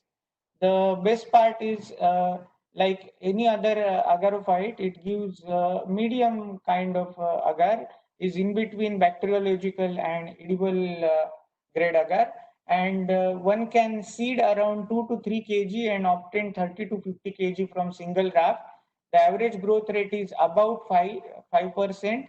One can take 6 cycles of growth per year, and as I said, it is in between pharmaceutical grade agar, yields around 20 to 35% yield, and gel strength is around 300 to 1000 grams per centimeter square. It also yields sap. Not every agarophyte can give you sap. Like Gilidiella, although the agar is of bacteriological grade, you cannot get sap from it. From Gracilaria dura, although you have some water content, but the gel strength is so high that when you expel sap, that small heat itself promotes the alga to form gel, and you cannot get sap. But this algae, like Gracilaria edulis, it gives around 30 to 35% sap. And we have also studied in very systematic manner its harvest potential, biomass yield, growth in 2 years experiment, and it has shown that this has a commercial potential. Now, as I said, there are 4 candidates now. Let us see how they perform, because each alga has a different kind of growth cycle. Initial seed is different. What we did is we have considered 2 different yield scenarios. One is low and one is high. And we have set 2 different targets to produce 1 ton fresh biomass per day and 5 tons fresh biomass per day. What are the requirements? When you see in terms of productivity in terms of rafts, we found that Gracilaria debilis was more productive. That means it requires more number of rafts to achieve 1 ton or 5 ton of production per day, and followed by Idilis, then Dura, and last one is Gildiella acirosa. So in terms of raft, we can see that Gracilaria debilis is more profitable. When you see in terms of length of rope used, because you have to tie seedlings to the rope, and in case of 2 by 2 meter rafts, around 400 meters of rope is used for single raft. When we did analysis, as expected, again Gracilaria debilis was found to be best because it requires less number of rafts. But when you see in terms of area, again you can see that debilis is best for occupying less water space. But when you see in terms of manpower, here also we found that debilis is best, followed by Idilis, Gilidiella acirosa, and Dura. If you remember in last 3 slides, Gilidiella acirosa was last, but here Gracilaria dura came last. This is because Gilidiella acirosa has 90 days growth cycle, 60 days growth cycle. But for other species, it is not like that. They are shorter life cycle. So the seeding of raft is basically you need less manpower in case of Gildiella acirosa. When we did some economic sensitivity analysis to find out which one is best profitable, we found Gildiella acirosa is the maximum profit earner. This is because the Gildiella acirosa market price is very high, followed by Dibilis and followed by Idulis and other algae.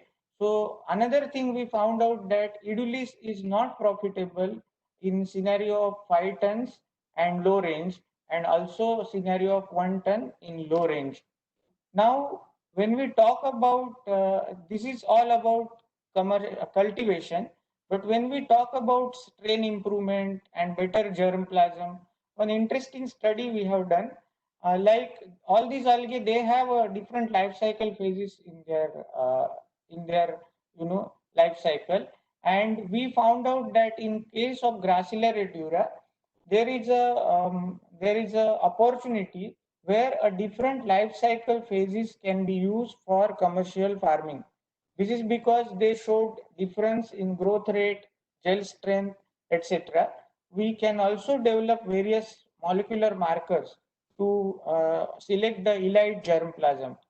Another study what we have done is we have seen whether any functional traits can be useful, because although life cycle phases show different kind of growth and yield pattern, but all the single life cycle stage cannot be used throughout the year.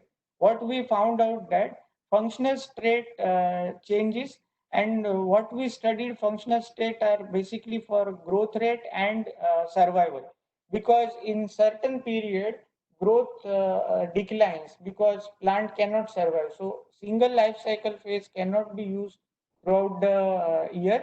But we found that tetrasporophyte, which is a diploid phase, is better in case of growth, and gametophyte is better in case of survival.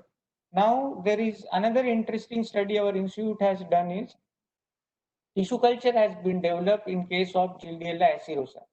And these tissue culture plantlets were basically cultivated in the sea at Tamil Nadu by my colleague Dr. Ganeshan.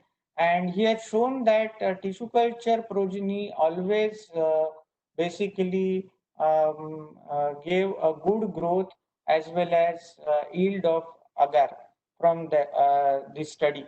So what we understood that there is a good possibility to develop a improved seed stock for large-scale commercial cultivation of Gildiella by using this method. Now, as we all were talking in the morning and several previous meetings, that seed is a problem. So our institute has undertaken a very ambitious project through CSIR to develop and standardize the protocol for seedling production by 2 ways. One is via clonal propagation, another via spore in 2 different Gracilaria species, Gracilaria dura and Gracilaria edulis. So we have used different combinations, different parameters to understand how with a minimum biomass we can generate maximum seed.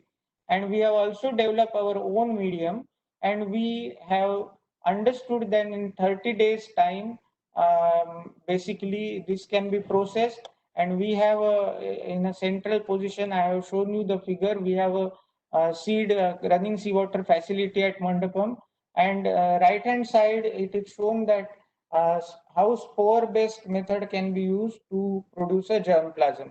So basically, in a span of 2 to 3 months' time, one can start from a small group of cells in a case of clonal propagation, or a small number of cystocarps to achieve spores, and we can produce enough seed material. And currently, we are looking at scaling up both these methods. I think I have come to the end of my talk. I just wanted to give few gaps and challenges. The first gap is we really don't know what is the current biomass availability, because this particular algae is being cultivated collected from Tamil Nadu. There is a lot of pressure on existing biomass. So we need to understand the precise availability, because when we want to go for commercial cultivation, natural biomass only is going to come as a seed stock. So this is very important thing. Second is, if you see, except for marine hydrocolloids, Cochin, I don't think any of the other agar industries are utilizing modern technologies and methods. They are basically using old traditional energy intensive processes, and the production has not changed. It is still a small units. So there is an urgent need of government to basically upgrade all these facilities. The best part is we don't have to create new industries. Industries are already present. To my knowledge, there are 46 different agar and alginate industries in and around Madurai. So one can basically upgrade their industrial setup, and then we can, when we take up this agarophyte cultivation project, we can get a biomass and it can be processed to get a good quality agar, high yield, because the current yield is something around 7 to 8%, I was told. But we have been seeing, my colleagues have done very recently at fairly large scale practices, and we believe that getting 12 to 15% or even 20% is not very difficult in industry setup. So this is something very important. Second is, prices of raw material has not changed in last several decades. And to my surprise, very recently I was told that even prices were reduced in last 2-3 years, especially Gillidiella acidosa, which was around 120 rupees per kg, is now something around 60 rupees or 90 rupees. This is not going to help, because ultimately people cannot cultivate unless until they get the fair price for the crop. Then there is a Dr. Vaibhav, can you just manage the time, because there are other speakers here. Two sentences to tell. If I can tell, otherwise they are seen. There is no need also. I think I have I end here with my talk. Okay, Thank please. you so much.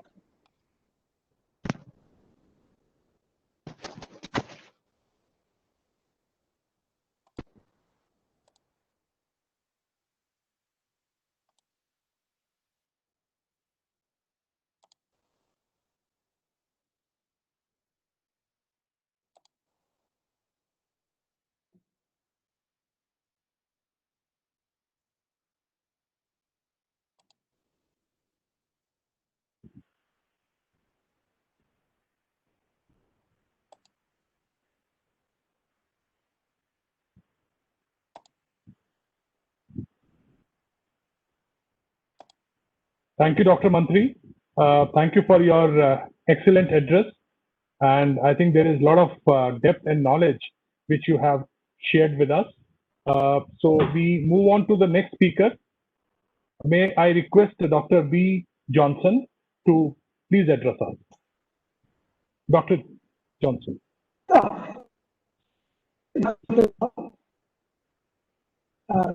Most respected Secretary of Fisheries, Secretary Ministry of Fisheries, Director, Department of Fisheries, Tamil Nadu, and Directors of Fisheries, and the seaweed industry,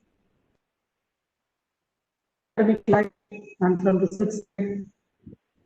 At the outset, I would like to thank the Indian Chamber of Commerce, Director General, and the Vice President and all the organizers for giving me this wonderful opportunity.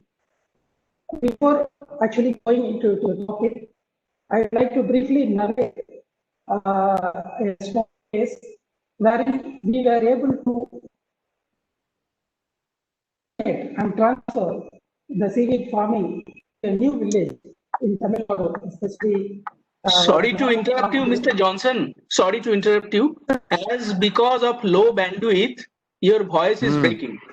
So please switch off your video and continue with your audio so that the audio is much clearer. Thank you.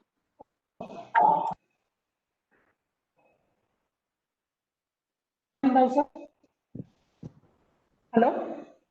Much better, much better.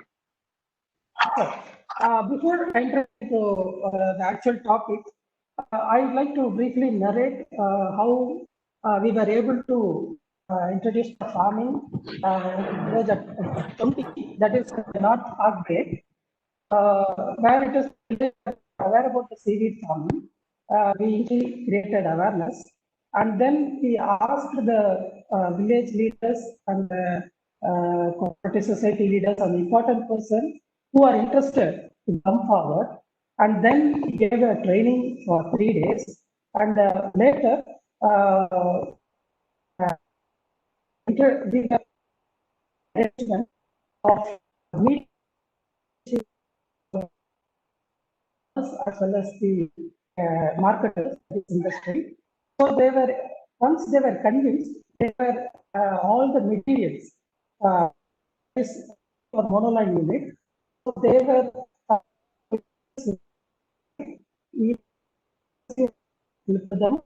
Johnson, you are not able properly. Hello? Your voice is cracking, Dr. Johnson. Actually, there is a poor internet activities there. Can you briefly mention? Can you briefly mention your points, because it is not audible at all? Yeah.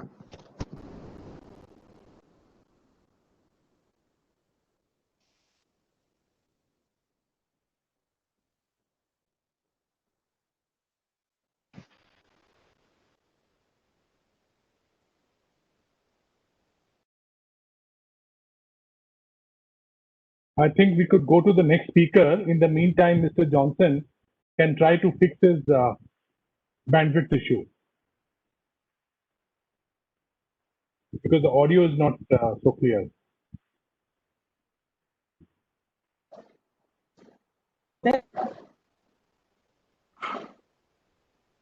I think we should go to the next speaker till Mr. Johnson can fix his audio issue.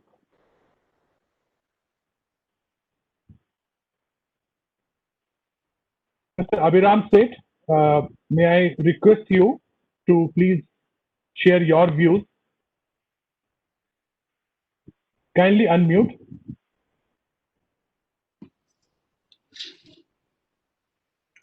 Thanks a lot. And you can hear me now? Yes, yes. Okay. So I'll go to my presentation.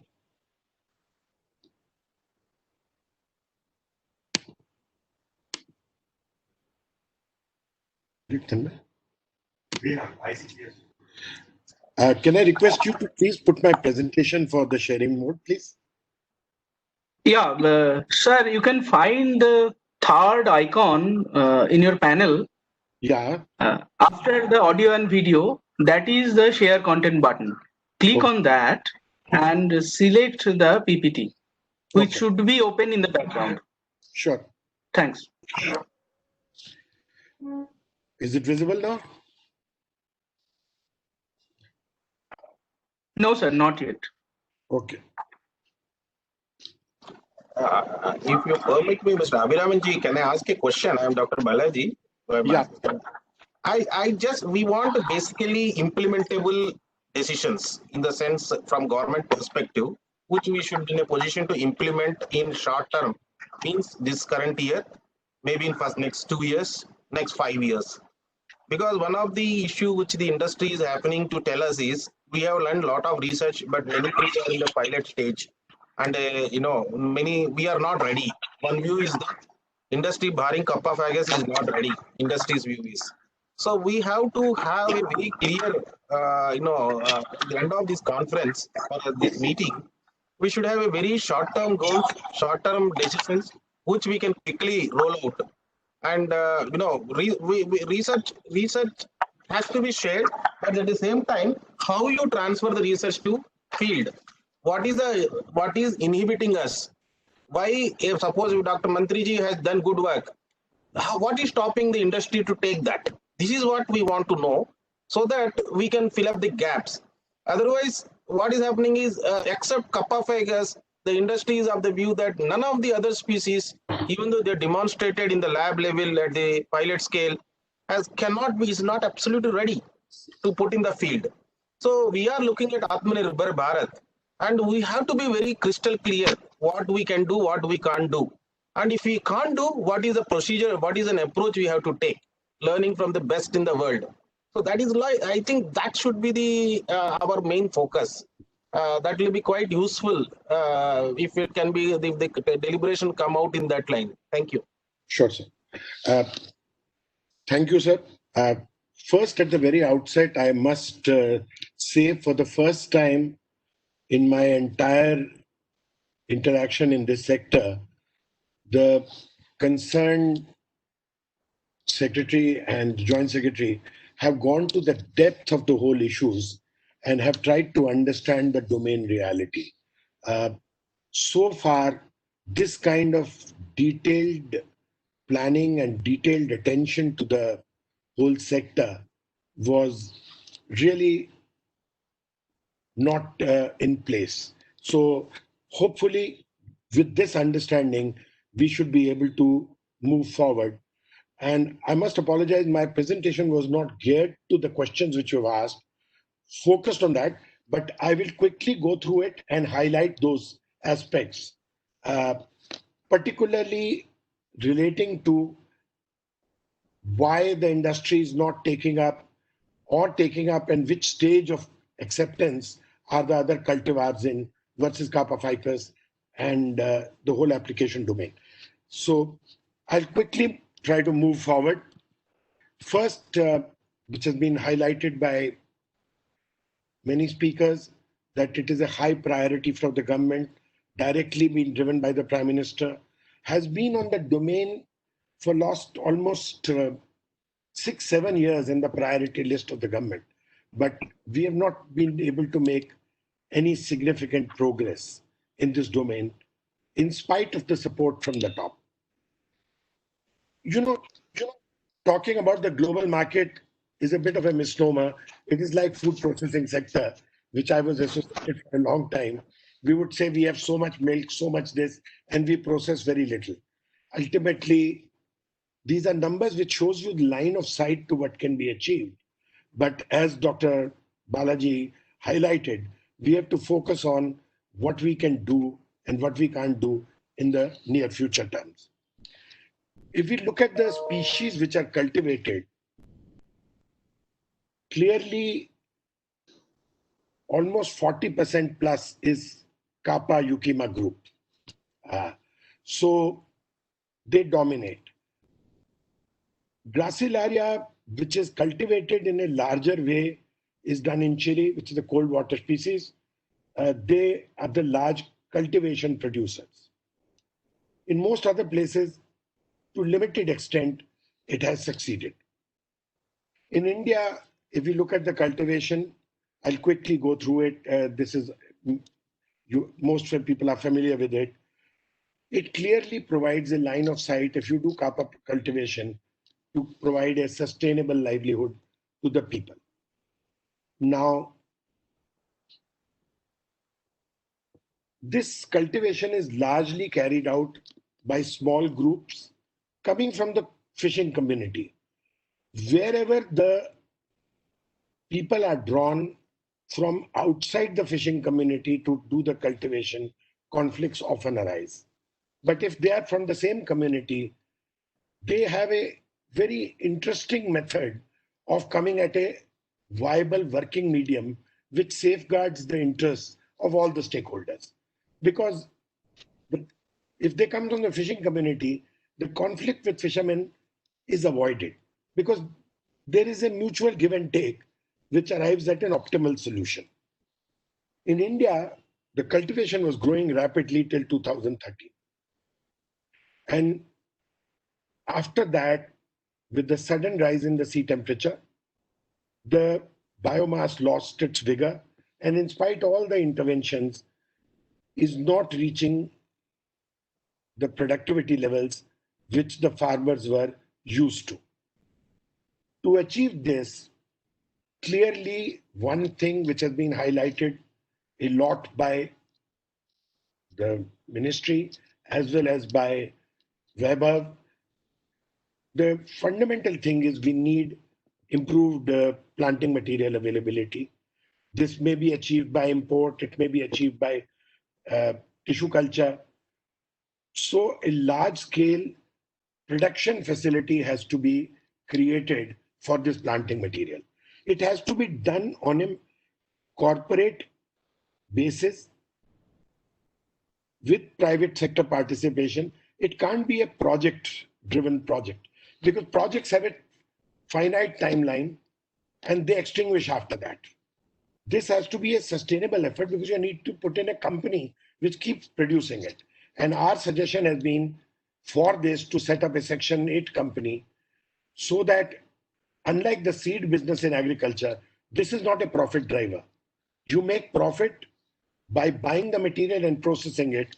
Seed material is provided to the farmers at the most effectively cost-effective prices so that they can grow this cultivation.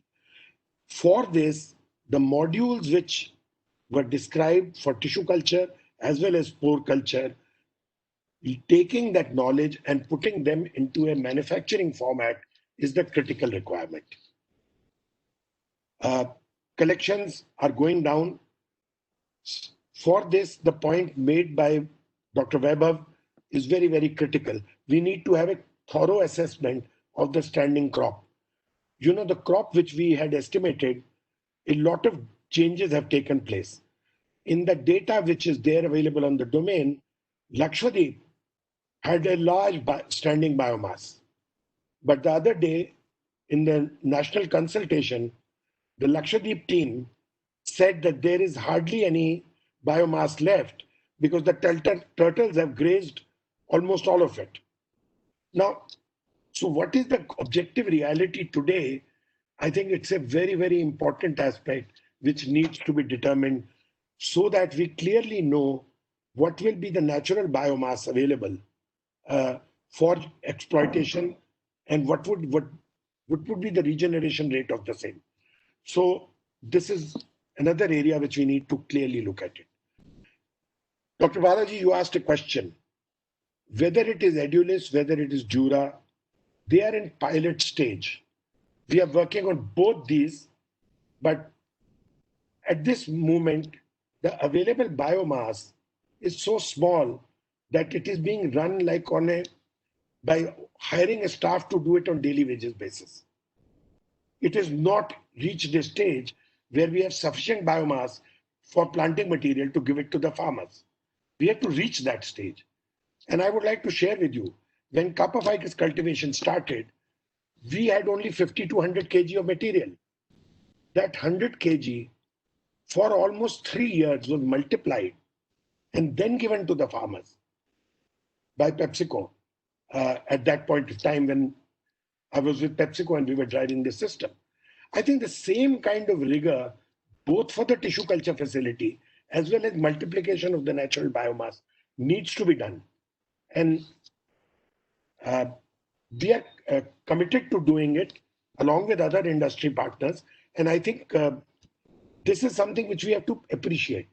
They have potential, but we have to produce the seed stock large enough to actually do the validation trial at the farmer economics level. Right now, we have got R&D economics level, but farmer economics and R&D economics often can have gaps. So that is what we need to determine. Second aspect, which is very important, I think we all need to understand very clearly in this domain. And I think this is based on multiple experiments and struggles we have, as a company, have gone through. In India, the important products which will drive this category are going to be biostimulants for agriculture, animal nutrition, and nutraceuticals. And in the higher order work, edible packaging and other things. But clearly, hydrocolloids in the short-term period are difficult to crack. These are used in very small quantities in food, in high-grade food products, and or in the laboratory applications. To make a significant breakthrough on these categories takes a lot of time, because to build the confidence, and I always use this example, if you take ice cream, for example, this is a simpler example. 1 ton of ice cream uses 1 kg of mix, ice cream mix, in which carrageenan is one of the ingredients at about 5 to 10% level. Now, this 1 kg product, people are buying from established players who have been supplying them for 15 years. Even if you are providing it cheaper or whatever be the basis, the ice cream company is not easily willing to shift, because this product, which may be 1,000 rupees a kg, goes into 1 ton of ice cream, and the ice cream they sell for $60,000 to $200,000 per ton. So it is insignificant cost in their matrix. So we have to be very clearly understanding this. In contrast, the biostimulants and animal nutrition domains are huge. We were just looking at the data, and based on the trials on animal nutrition which are available, the target which has been set at the end of 5 years could actually be utilized if we get a penetration of just 2% in animal nutrition domain. And that could increase the productivity of cattle by almost 10%. So these are the domains which we should be focusing on and driving these initiatives. Because bacterial grade agar used by the labs is not a mega quantity. It is a small quantity. It is not going to drive the livelihood vertical and the cultivation initiatives which we are talking about. It is an important area to work on, but it is not going to be a short-term driver. It is something which can be taken up. In this context, you have to look at the cultivation also in the same context. When a person is growing kappa, around it, if he puts 10 rafts of gracilaria and he looks at it as a bonus which he will get at the end of 100 days, he will take up that cultivation. But if you try to convert it into his daily wage rate and look at low growth algae and then say his cost of production is 100 rupees and industry should buy it at 100 rupees, when imported algae of the same, or in the same algae is being available in the international market at $300 a ton. So, or $500 a ton, that's not going to happen. So I think the mindset and strategy has to be different, that there is an anchor crop and these crops are being done on the side by the farmer and have to be evaluated in a, his full labor can't be allocated to it. It is only marginal labor which can go into it, which is nominal. And then the viability starts looking a lot better. So globally, the markets are driven by hydrocolloid and food and beverage application.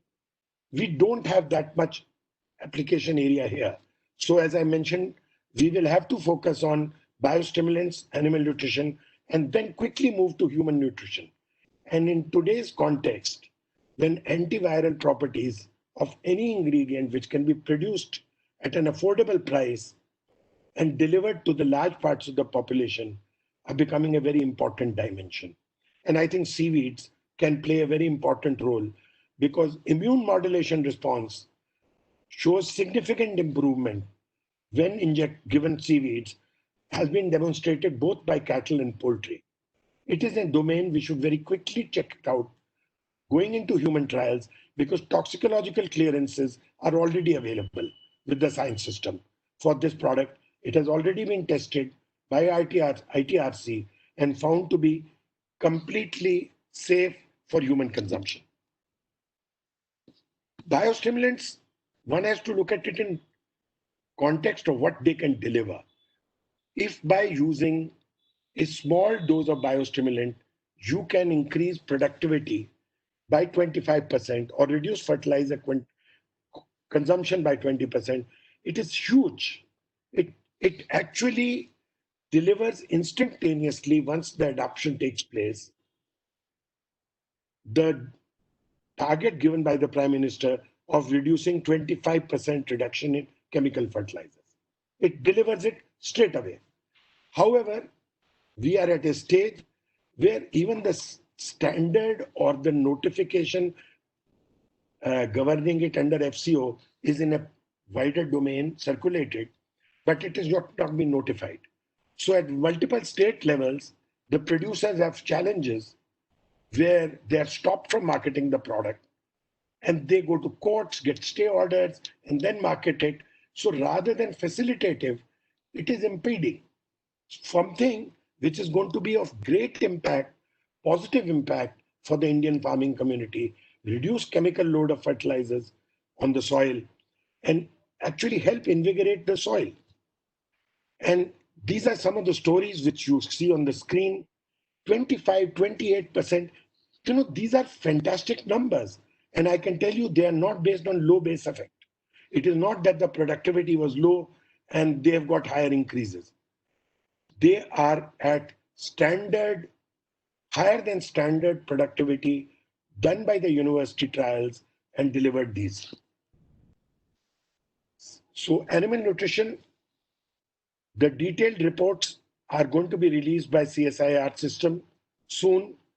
But basically what we have found is there is improved feed consumption rate, improved productivity, weight gain by both cattle and poultry, better egg production, both in terms of quality of eggs as well as timing of egg. You get almost 18 days advancement in egg production based on the studies which we have carried out so far. And then there are future things. You do food grade algae. It's a big sector, but it's going to take time to reach there. In 10 years of cultivation efforts, starting in 2005, almost 15 years later, we have reached very little. So these will also take time, but these are clearly worth striving for. And I think taking up food algae cultivation on a mission mode in places like Lakshadweep, where there is no pollution, where you can produce high-grade algae, clearly is an opportunity area. And we as an industry would be very keen to participate in that aspect. And biopolymers, see, it's a bit of a challenge, and I think this is what we need to understand. You keep increasing the price of the algae for the farmer, you make applications like biopolymers and biofuels more distant. So if we can work in conjunction where we improve the income of the farmers by improving productivity of their strains and keeping the algae price low, will open up a much wider market. So I think there's a balance which needs to be struck. And I think this understanding is extremely critical for us to move forward. Outstanding nutraceutical work has been done by CMFRI, but this needs to reach the wider market. And I think we need to look at a much wider engagement in this sector because these products are there, but they are not in wide usage. So basically coming back to the question which you asked, we need to rejuvenate our planting material. We need to clearly bring in Eucheuma spinosum into Indian cultivation system, because this is an algae which is not that intolerant to salinity changes. So this is very, very critical to bring in. And process for import, if it can be made like what was done for Vanami by bringing it under the domain of the fish categories, would be a game changer. The other thing is, a lot of people talk about exotic versus non-exotic. And I think we need to understand the entire success stories of Indian agriculture have been delivered by exotics. The green revolutions on which it was built was the rice which we brought from IRI, Philippines, and the wheat strains which we got from Mexico. Vanami has changed the complex of the whole mariculture industry in India. So same thing we need to replicate for seaweeds also. And great part is now there is a decision, I believe, where National Center for Sustainable Coastal Management, along with CSMCRI and CMFRI, are going to prepare a strategy for utilizing the Gulf areas. And the earlier it happens, better it is.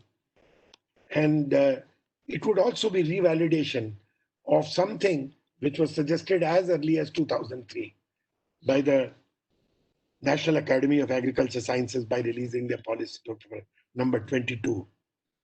And it would be almost an endorsement of something which was suggested and accepted, but not implemented. And we have to understand the bulk of the cultivation will take place in Gulf areas. It is not going to be taken up in high seas. Similarly, a clear policy on collection and harvesting is scientific-based approach to define the rules and regulations of this, for which we have the domain expertise with CSMCRI and CMFRI, should be laid out very clearly. And one thought I have is that GIS-based survey for suitable site mapping should be carried out and put on public domain, because this data should be available for any company or any group which is wanting to get into cultivation, that these are the potential cultivation sites. Right now, I can say that almost every 15 days, we get a request from some group or the other wanting to take up seaweed cultivation. And we, to our best of our ability, try to provide them information. But if proper mapping and is available and put on a website for public sharing, it will create a huge spurt of innovators and small startups taking up cultivation. And by announcing the prices in advance of the collected seaweeds, I think we can create a very, very strong positive movement, because then the people know that what are they going to get for their efforts. And I don't think income delta between cultivation and natural harvest is that steep. Even natural harvesting, people are able to earn between 500 to 800 rupees a day. Basically, I highlighted this, that we need to provide a viable income matrix to the farmers. An undue focus on the prices could move the prices up to a point where many application areas may become unviable. So we have to create a balance between them. And the introduction of insurance schemes. And I think for the next 5 years, supporting universities and research institutions for creating better cultivars through breeding or doing more application areas is really the way forward. And I think India can become the India can become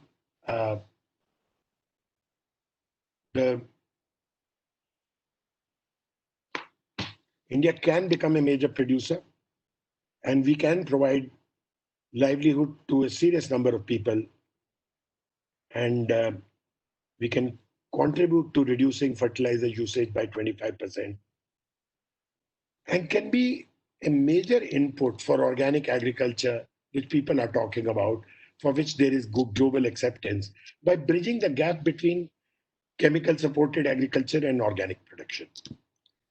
And I think the funds which you have been put aside for this are more than adequate.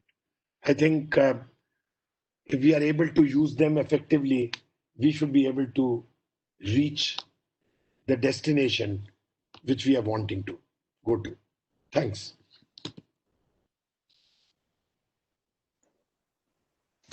Thank you, Mr. Seth, for your very, very interesting points to highlight. Now, you have already created a place for Dr. Arup Ghosh to present his subject, Response to Crop and Soil to Seaweed Biostimulants. Dr. Arup Ghosh is the principal scientist, CSIR, CSI.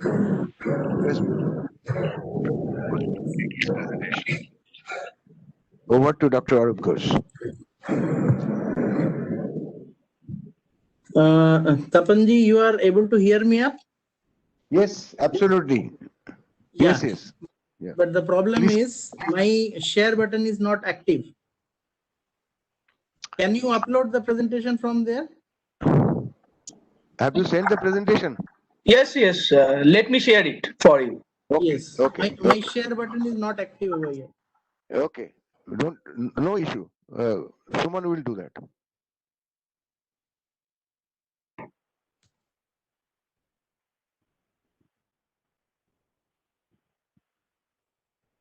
Okay.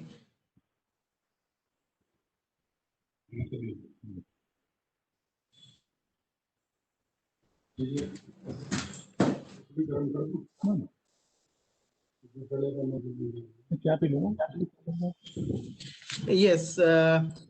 So just to make 2 points, 2 comments regarding what Mr. Abhiram just now said. First one is about regulation. So I got a call from Ministry of Agriculture today saying that seaweed biostimulants will now be under FCO, and it will be just 1 or 2 months from now that the process will be formalized. And second thing about the animal feed products which CSIR has jointly developed, and we are going to release the report somewhere around 3rd week of September. So these are the 2 things which I would like to reply. Okay, so now what I wanted to tell is about the biostimulants used in agriculture. Very important point is that seaweed biostimulants are very carbon neutral, because it is having I just lost the presentation view.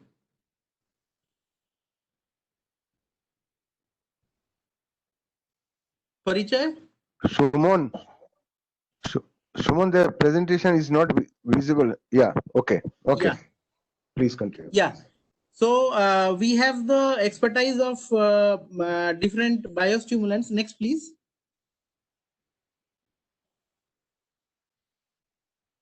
Next. Yeah. So the success of the technology actually was due to production of 2 products from wet biomass of Capoficus alvarezi. So earlier carrageenan was made from dry seaweed, but the process was made attractive so as to yield the sap, which is 65% of the biomass, and the semi-refined carrageenan and carrageenan from it. So based on this, the industry actually set up, which was startup. Aquagri was basically a startup. It established the industry after licensing it, and now the product is marketed by the fertilizer major IFCO under the brand name of Sagarika.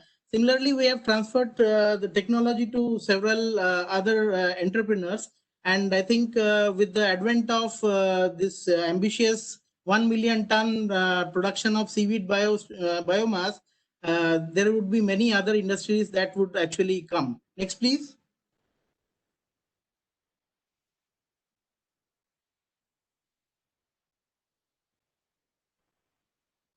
Next slide.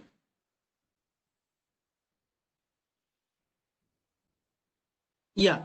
So this is regarding multi-locational crop studies which we did all over the India. Next, please.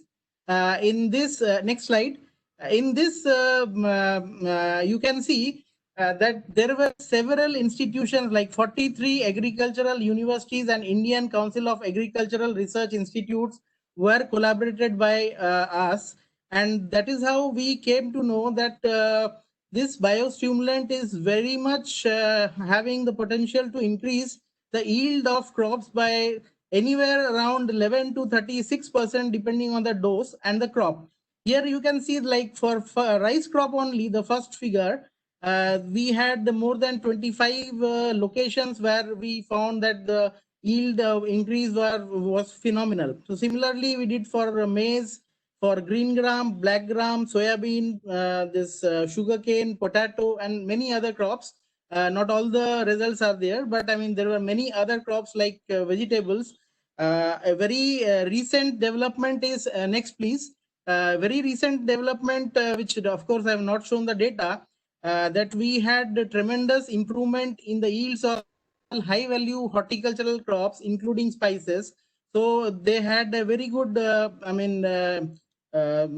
crop yield improvement of spice, that is saffron, and also stevia for steviosides, as well as for the flower crop calla lily. So this was validated by our another CSIR institute, that is IHBT, that is in Palampur, Himachal Pradesh.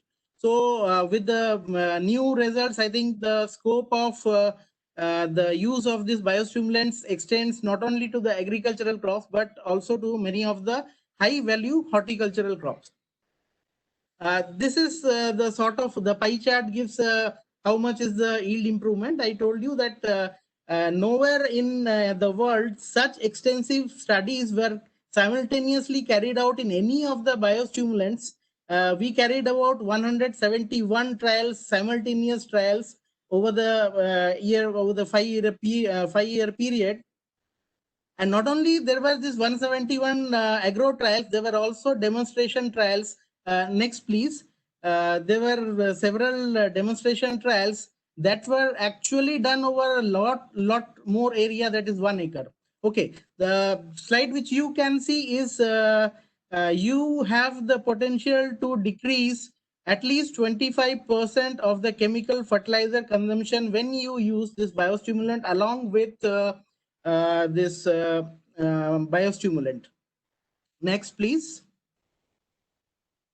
So this is actually, I mean, when you do this 25% reduction, from the policy point of view, it is very important, because chemical fertilizers do have a lot of carbon footprint when during their process manufacture in the industry. So when you decrease the carbon footprint inputs, so ultimately the yield increase which you get is also having a low carbon footprint value attached. So overall the carbon footprint per unit of produce in India, it gets drastically reduced. So even from the global climate change policy also, the seaweed biostimulant should become a part and parcel of the Indian agriculture.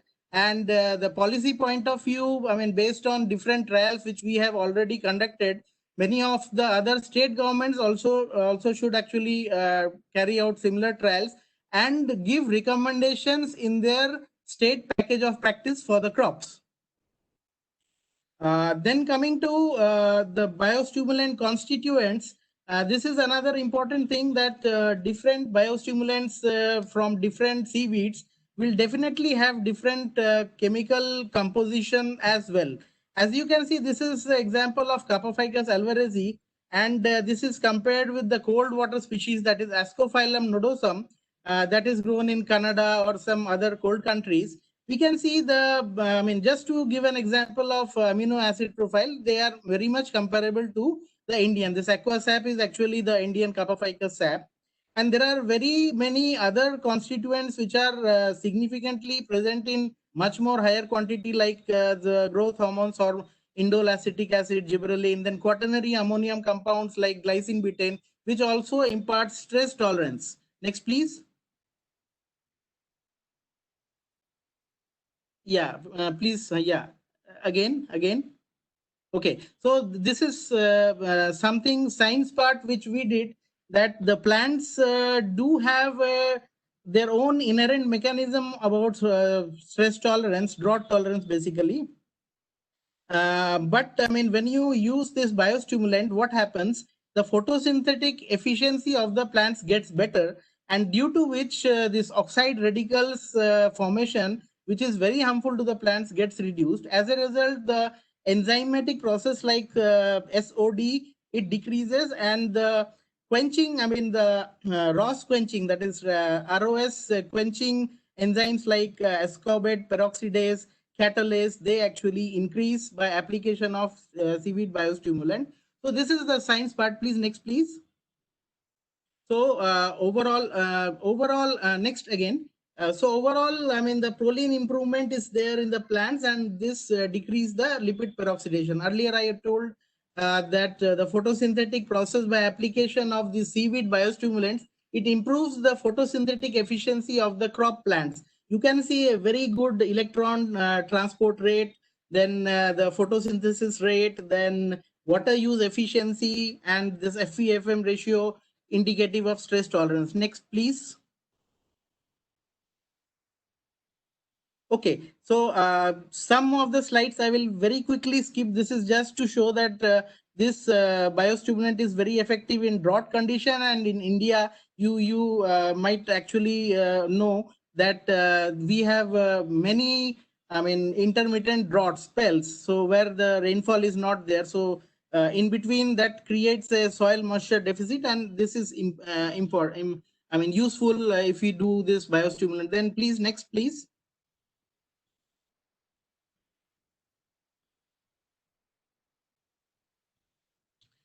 Okay, so you can also see that we have done extensive studies on crop plants, like plant parts, even under drought condition, when you do with this SAP application, the nitrogen content will increase as compared to when you do not apply the biostimulant. So actually, what in a nutshell, I'll just explain the mechanism, that these biostimulants itself does not contain any great amount of nutrients in terms of NP or K. But what it does is, whatever is present in the soil, it actually helps them to efficiently take up. So that is how, I mean, the improvement in nutrient content in the plants takes place. And we have proved this phenomena by several latest biotechnological tools. Next, please. Please go next. Okay, again, next. Okay, so I mean, if somebody is having interest in the science part, they can just go to the paper and just find out the details. But here I will also tell you that there were many enhanced transport related transcripts, that are the genes, which explain better uptake of phosphorus and iron by the plants under stress conditions as well. So next, please. Next. Next. Next. Next. Yeah. So no. I mean the earlier one. The earlier one. The earlier, yeah, this one. Okay. So I skipped many slides just to make a gist in this slide, that all the mechanistic understanding of how the seaweed biostimulants actually work in agriculture is enumerated in this slide itself. So there is enhanced nitrogen, phosphorus, copper, and iron uptake, better nitrogen assimilation in the plants due to enhanced nitrate transport, and better sulfur metabolism by enhancing the cysteine synthase enzyme, which is actually also important for antioxidant GSH and GSSG. Then key enzymes responsible for fatty acid synthesis is upregulated. There is a reduced starch degradation, that is why you get an increased yield of the crops. Then enhanced cell wall synthesis leading to protection against osmotic balance. Even there is DNA damage caused by stress. what it does is it actually increases the enzyme activity associated with repairing of DNA damage, and the reduced gibberellic acid hormone signaling actually helps in giving the stress tolerance. So any detail anybody wants, we have a published paper. You can just find it out from there. Next, please. Yeah. So this particular slide is more about how it affects the soil. So anybody can say that what is the effect of biostimulant on soil, and by this study, which we tried to prove that in case you use this biostimulant, it is also good for the diverse bacterial communities that is present in the soil. In under drought conditions, these bacterial communities gets severely hampered, and if you do this biostimulant spray or application on the crop, very surprisingly, the counts are even at par to the control, which is well watered condition. Next, please. Yeah, so this is what I told you, that the policy point of view, why should biostimulant be an integral part of the Indian agriculture? We have several papers wherein we have documented. This was for the first time anybody in the world might have documented the actual figures of numerical, how much is the climate change impact gained by use of biostimulants in Indian agriculture. Next, please.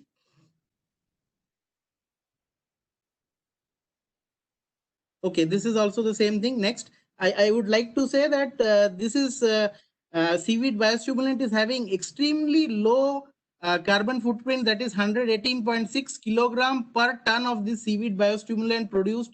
And we have actually modeled the industry, that is Aqua-Agri, during their production. So it is actually a very, ecological biostimulant input, organic input for agriculture.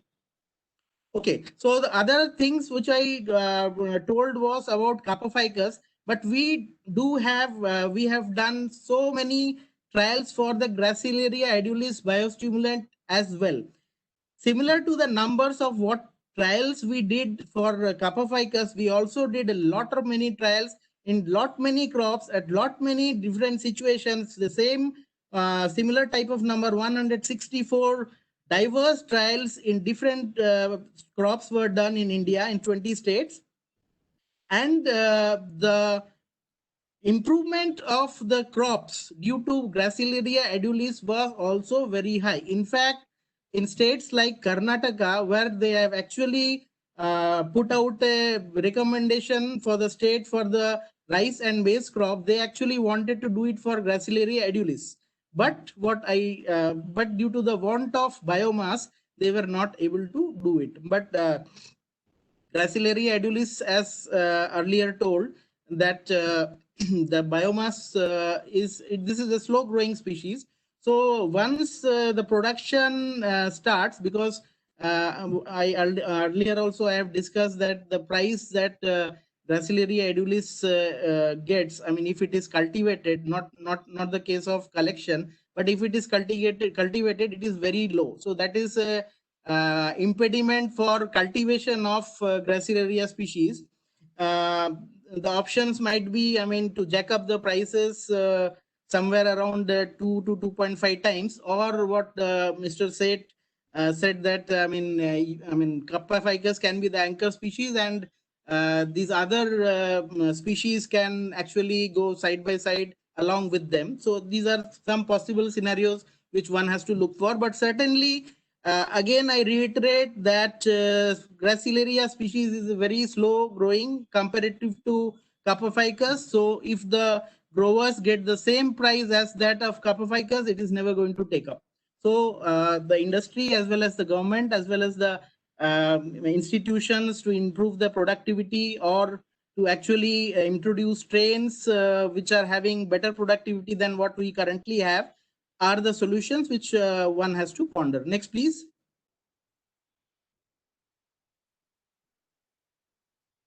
Yeah, so not only Gracilaria, we have also developed technology based on sargassum, that is collected seaweed, and we have demonstrated that they are also equally effective in improving the yield of crops. You can see the onion. Then next, please. Next slide. Yeah, similarly for groundnut as well as apple, this is a very good instance of apple, wherein the Jammu Kashmir farmers who are actually using this biostimulant actually came down to Gujarat to just say that all the government officials as well as the agricultural university officials that this sargassum biostimulant has proved a very good, improvement. It has improved the luster of the apple, the shine of it, and they have noticed a considerable reduction in fruit drop. Okay, next, please. Next, please. Yeah. So this is my final slide, and we have recognition as well. And I think the government's initiative of targeting 1 lakh, this 1 million tons of wet weed is very much realistic. But there are issues which should be actually tackled very tactfully. And I'm sure with the help of, with the cooperation of institutes, research institutes, then industries and government sector, I think we all will be able to achieve it. So we have to go together. Thank you. Thank you, Dr. Ghosh. I think you have given, just before starting this presentation, you have given a very good information to the biostimulant sector all across the country. And we hope that the guidelines will be released in a very short time. That is a long-awaited things from this for the biostimulant sector. Now, I would request Dr. Srikumar Sutararan, Managing Director, C6 Energy Private Limited. Dr. Sutararan will speak on as an industrial raw materials for large-scale applications. Right. Can you so, yeah, you'll have to project my presentation. Yeah, so, Suman, can you upload the presentation of Dr. Sure, two seconds, please. Yeah, okay, thank you.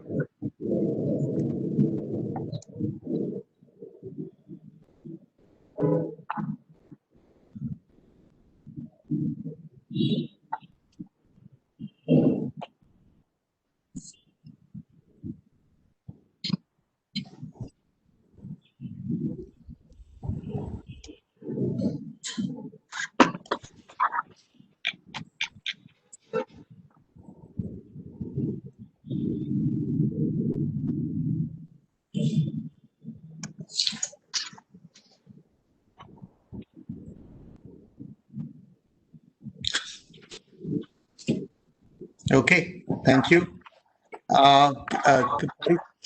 Can you just make it full screen?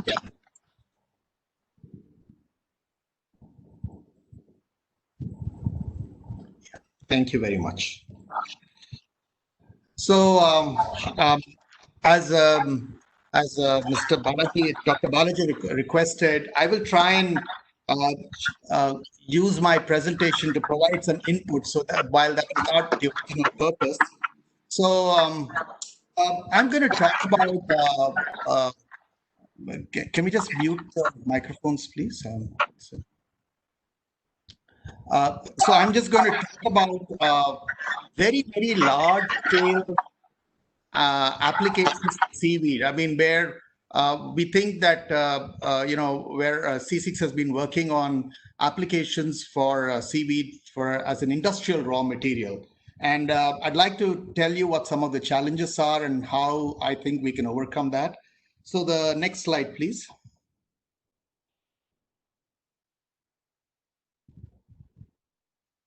Hello?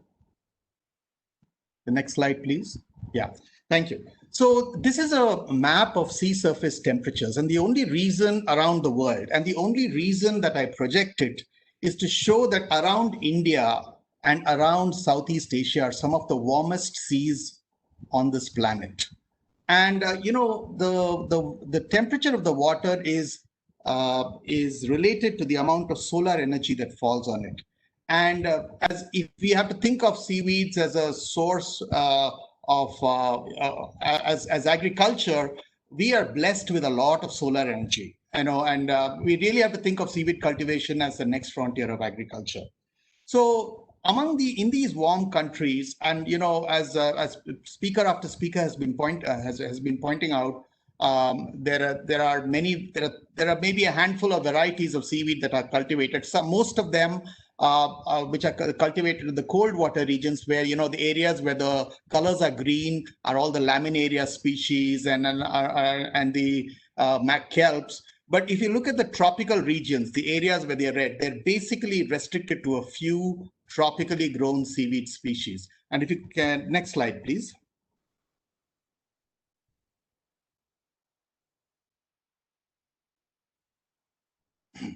So, and one of the reasons, and that people have been restricting themselves a lot to Carpophicus, Eucumia, and Crassularia is because when you go to industrial cultivation, one of the things that is really important for any farmer to know is to have a good knowledge of the agronomy of the crop. You want a history of the crop. You want to know how the crop behaves. You want to know, you have years of data on the crop. And really speaking, these are the three species that have more than 15 to 30 years of cultivation history behind them. And therefore, for any entrepreneur or for anybody who wants to invest on very large scale seaweed cultivation, it's really important to have reliable crops or reliable species where there's been a huge history of cultivation. So that's one of the reasons these crops are so profitable, so popular. Next slide, please.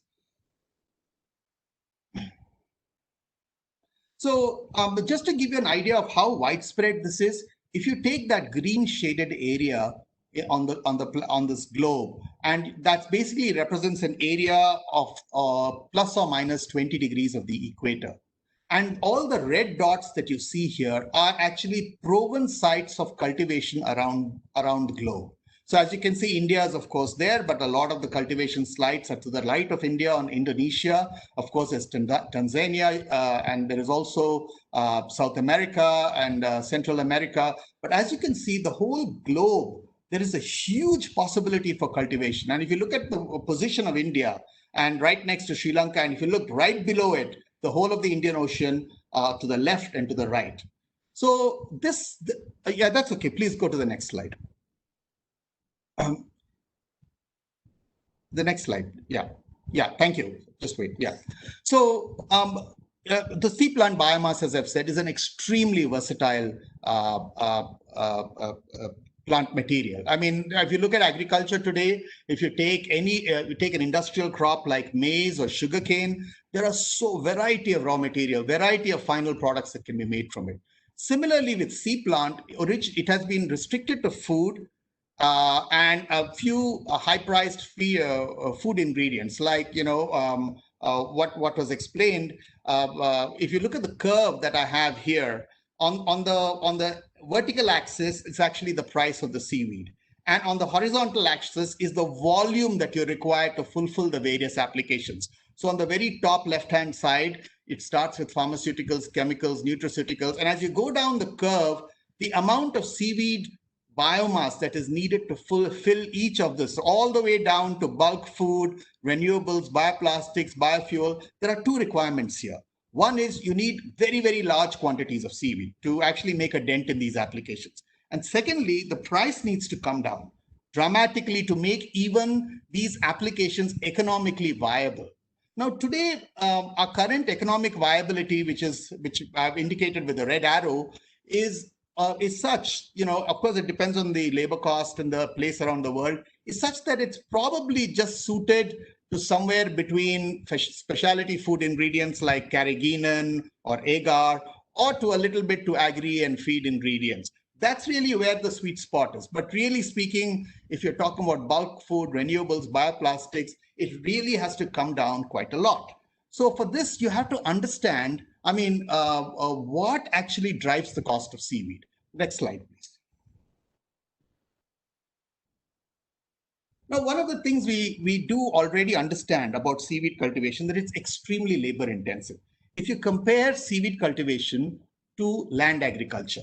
Now, unlike land agriculture, where you have first of all, the cost of the land, and then there is the cost of inputs, fertilizer, NPK, and then there is irrigation water, and then there is pesticide, weedicide, And then finally, there is the cost of labor. But when you go to seaweed cultivation, all of this disappears. There is no cost for land, literally, because we have huge swaths of sea. There is no cost for irrigation water because literally everything is there in the sea. There is no cost for fertilizer and pesticides because the sea plants are well adapted to growing in nature. But the only part is labor. The only expense is labor. And it's extremely labor intensive. You know, if you've tried to, I know many of us who have tried to walk in a swimming pool and try to work when you're in a swimming pool, you know how difficult it is to work in water. So that is why seaweed cultivation is very, very labor intensive. See, there is labor involved in, if you look at the picture, that's from different parts of the world, these pictures have been taken. The women are tying the seaweed. It's a very labor intensive job. Then the men go out into the sea to tie the seaweed. And then again, you have to haul the seaweed out of the water. It's very, once the seaweed comes out of the water, it weighs 10 times the weight in water. So it's really expensive and labor intensive. So it's clear that if we have to, if India intends to be a big player in the seaweed industry, I know it's very important right now. We have hardly an industry. We have to bring up the cultivation. We have to give people jobs. But if you really, as a country, we want to expand and explore the potential of seaweed, we should be thinking ahead also. With the same number of people, we should be producing 100 times the amount of seaweed. And that's only possible if you can mechanize and lower. And we should be starting to think about it right now as we are beginning to reboot our entire seaweed industry. Or otherwise, we will just continue to be followers. The Caribbean market, as Mr. Sheth explained, is already saturated.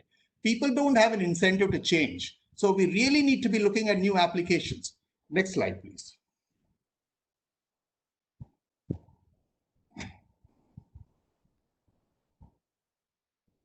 Yeah. And so, of course, mechanization can lower costs. And there are many ways to mechanize it. And, as a company, we have also been working on it. And one of the ways to mechanize it is to actually say, as demonstrated in the picture in the center, is to grow the seaweed. And this happens to be Capophycus alvarizii growing in tube nets. And you can put the seaweed into tube nets, and the pipe that you see on the right hand side of the tube nets are coming out. It's a mechanized system which actually puts the tube nets. And on the left hand side picture is actually what we call the sea combine. Now, again, the analogy to land agriculture is something that we should not ignore. In land agriculture, while it's good to have manual cultivation, the real productivity comes by using some forms of mechanization, tractors, tillers, those kind of things. And nothing like that exists today in seaweed cultivation, definitely not for tropical seaweeds.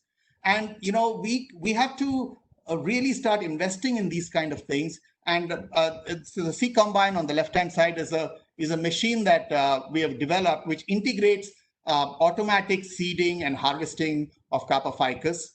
So, I mean, what happens is that, the seaweed is laid out in long tube nets, as you can see on the picture on the right-hand side. And then next slide, please. And as you can see in this picture, these are the size and the depth of seaweed farms that can be laid out. Now, square kilometers of farm in very, very long areas. All these parallel things that you see in the water, they're all seaweed farms, which are laid out in very large areas. I mean, this is a picture of the coast of Indonesia where we also operate. But these are the things that, that can be done. They are feasible. Next slide, please.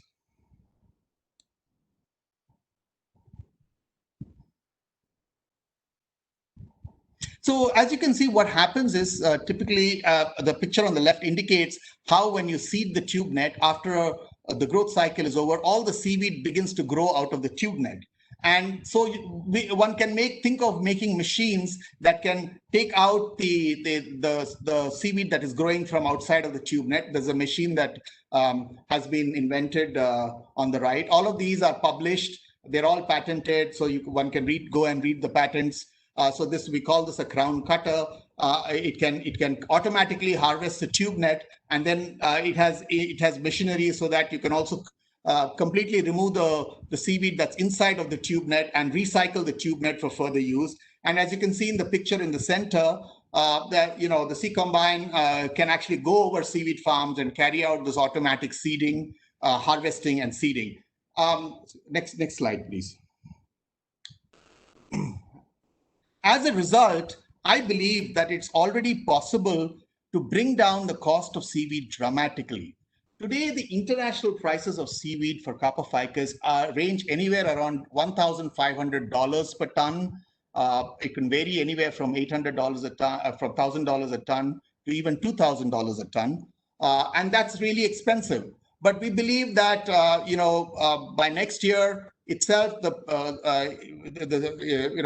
when mechanization comes in, we believe it should be possible to drop the prices so that even things like we're beginning to approach things like renewable chemicals and plastics. And in the next 5 years, I believe it should be possible to get the prices of seaweed down with mechanization, even down to the cost where biofuel can become viable. Now, all of this can be done without in any way reducing the amount of employment, because you have every person producing much more seaweed. We can bring down the cost of the seaweed production, be able to give livelihood employments to. It's almost like traditional fishing boats versus mechanized fishing boats. And that's really the way to go. You can go out, you can make much more. Only in the only difference being in this case, especially in seaweed, it is a completely sustainable raw material. The more you grow, we have so much seeds, the more you grow, the more you can harvest the carbon dioxide from the atmosphere, the more you can replace many of the things like plastics or fuels or even improve agricultural productivity and so on and so forth. So what I'm going to do right now is just to show you, I'll give you a glimpse of what is really now possible when seaweed prices can be lowered. So the next slide, please. Of course, one of the things that everybody, including many speakers have talked about, is the ability of seaweed extracts to improve agricultural growth.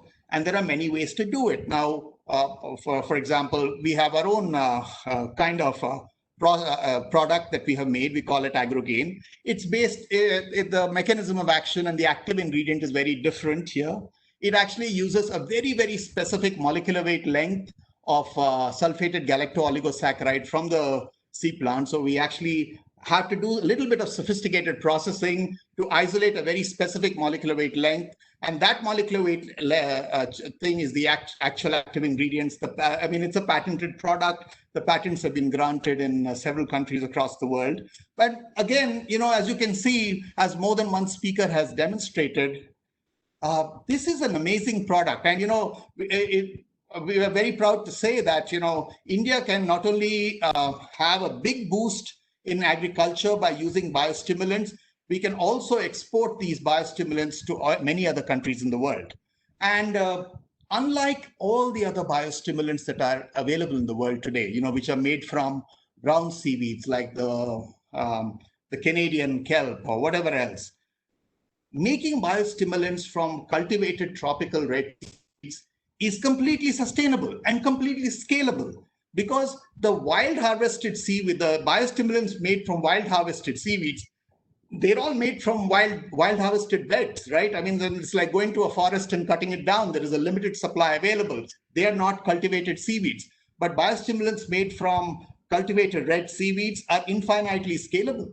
So we have India has a big potential here, because India has been a leader in having the kind of scientific institutions which have pioneered this kind of work.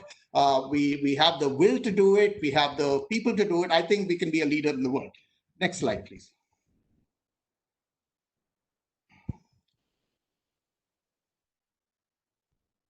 Yeah. So another product that is very interesting. Now, India, especially, this is a picture where we have another very, very specific extract that we can make from the seaweed. Again, the patents on this are published. We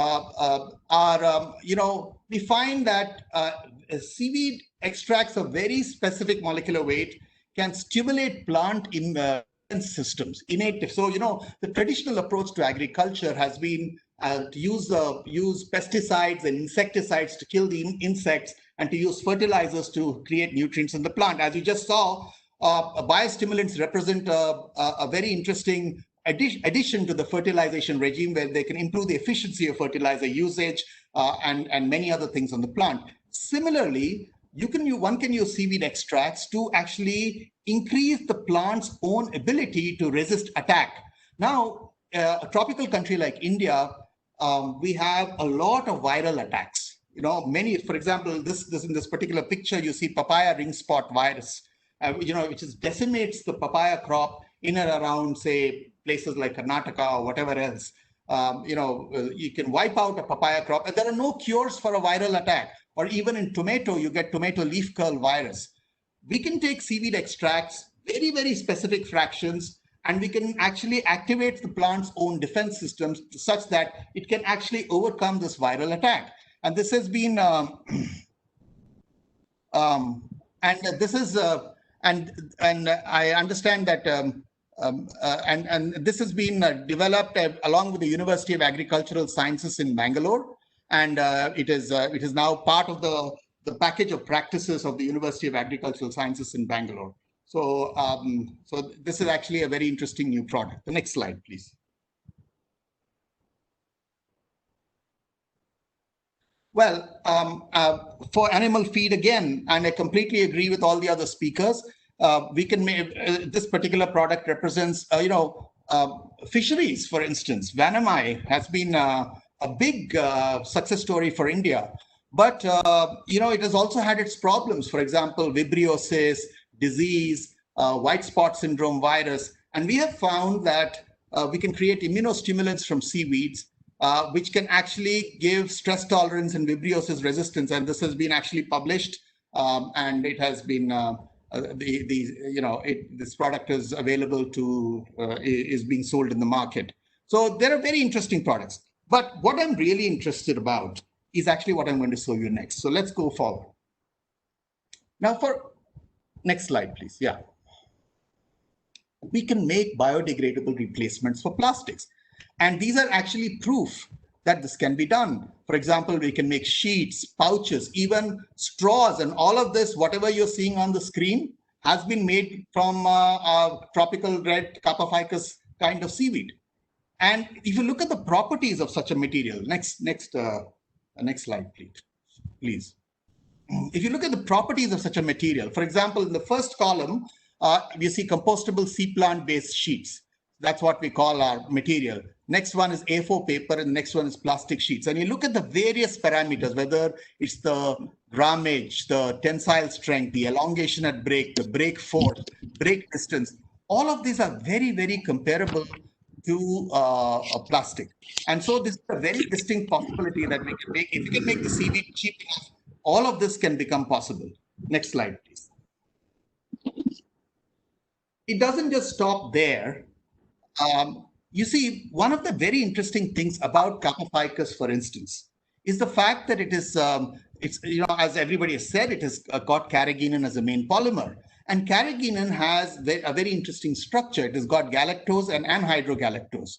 Now, it turns out that if you take this particular seaweed biomass and subject it to high temperature and a certain kind of a hydrolysis, you can get a lot of 5-hydroxymethyl furfural. Now, 5-hydroxymethyl furfural, next.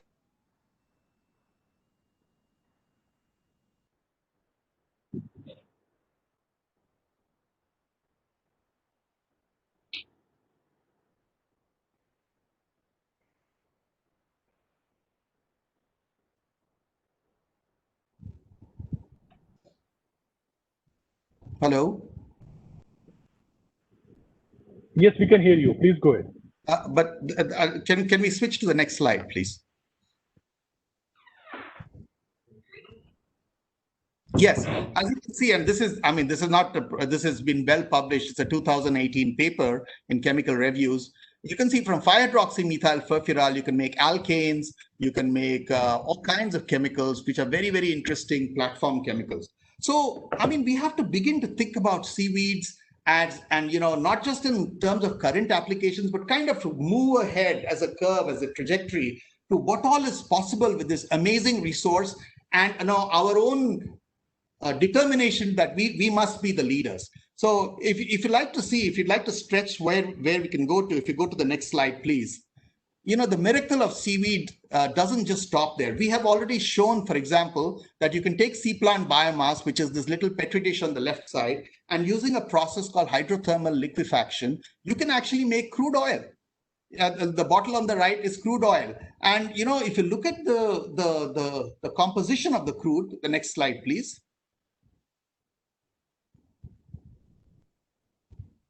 This is a GCMS, GCMS is a way of analyzing the crude.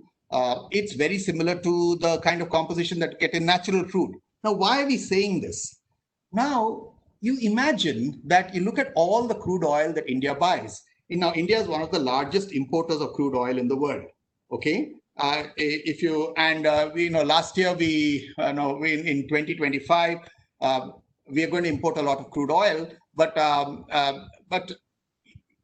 all of this crude oil first goes into refineries, and from the refineries it becomes petrol, diesel, plastic, whatever else pharmaceuticals, chemicals. But imagine if all of the crude oil could actually come from seaweed. Then everything that you make from that refinery, whether it's petrol or diesel, is all renewable.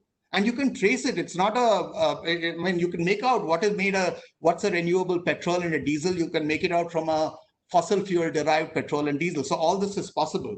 Can you just go to the next slide, please? And I just want to give you an idea of size. Yeah, this is supposed to be a video where I was going to show you how crude oil actually can be ignited, but since we are on this slide is very important when to get an idea of what the possibilities are. So, if you imagine that we set ourselves a target like we want to make crude oil, and in 2025, India's crude oil imports are likely to exceed 250 million tons. And roughly, if you want to make biofuels, you need 4 tons of dry biomass to make 1 ton of biofuel or crude oil, which means that in 2025, you're likely to, if you want to make it all, if you really want to be a green environment and everything else, we will need 1,000 million tons, which is 1 billion tons of dry biomass. And what do we have available actually today in our country based on our traditional agriculture, all the rice stalk, cotton things? I mean, after feeding all our population, what do we have left over? Not more than 183 million tons. And so this is what I call the biomass gap. Our aspirations to become green versus what we can actually do. We are actually stopped by the availability of biomass. We can't scale anymore. We don't have any more land. What do? This is where I think seaweed biomass can come in. So our targets, if you look at 1 billion tons of dry biomass, you're talking about 10 billion tons of fresh seaweed. I mean, so you can see where we need to aim as a country and what we need to do. And on that note, I'd really like to say that the effort that the government is doing, what we are doing. Can you go to the next slide, please? So you say, if you want to produce 1 billion tons of biomass, how much area on the sea do you need? Many people have asked us that. And at the productivities and the high productivities that say something like Kappa ficus has, you need an area of about 100,000 square kilometers in the ocean. And that is about and less than the size of Tamil Nadu in the ocean. And you can see the blue areas, the light blue areas around the Andaman Nicobar or on the left-hand side in the Arabian Sea. Area is not a problem. What we need is the ability to go there and do it. But it's not going to be easy, okay? I mean, it's not like you can just walk out and do deep ocean farming and everything, but that's the ambitious goal we need to get to. And if you look at what the challenges are, the next slide, please. And that's my last slide. What is the challenge in building massive offshore farms? First of all, and the foremost, obviously we can't do it manually. As a country, if we have to have the vision, this is the vision we need to have. Mechanized offshore farming. Then if you start farming on hundreds of square kilometer scale, obviously there'll be nutrient limitations. What do we need to do about those nutrient limitations? We can do upwelling, and there is lots of, as you know, the NIOT has already demonstrated, if you upwell deep ocean water, it is full of nutrients. So if the further out in the ocean you go, the deeper it gets. From 100 meters deep, you can start upwelling nutrients, and you can really create massive farms. When you're having farms the size of square kilometers, certainly our traditional methods can't be used. We need autonomous monitoring, drone monitoring, data collection. We really need to be doing farm. We need to have people living in offshore bases. Now, this is not science fiction. This technology already exists. I mean, we are one of the several companies trying to do this. But at the moment, we are lucky that because we got started about 10 years ago. I firmly believe that technology exists to overcome these challenges. And if we set ourselves this goal as a country with a push from the government, there is nothing to stop us. So with that, I will end my presentation. Thanks a lot.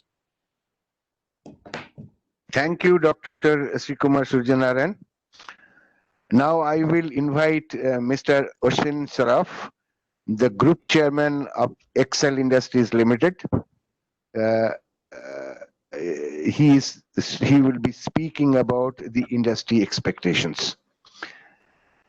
Mr. Ashwini Saraf, please. Yeah, okay. I will try to be brief, and you as organizer would be happy to know that I don't have a presentation, so we don't have to go through that exercise. Yeah, it's okay. please carry I'll on. just be speaking verbatim. Okay.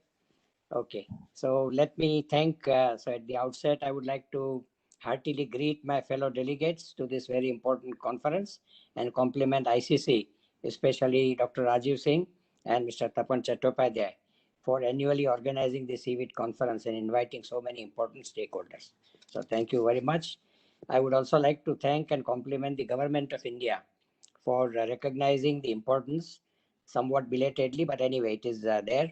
And both Ministry of Fisheries and the CSMCR have been very actively promoting and supporting the seaweed industry. And of course, the business and the industry, whether producers, processors, or consumers, have also been fairly active. However, the two things have been missing. One is a cohesive, integrated view and strategy for seaweed to connect all the stakeholders.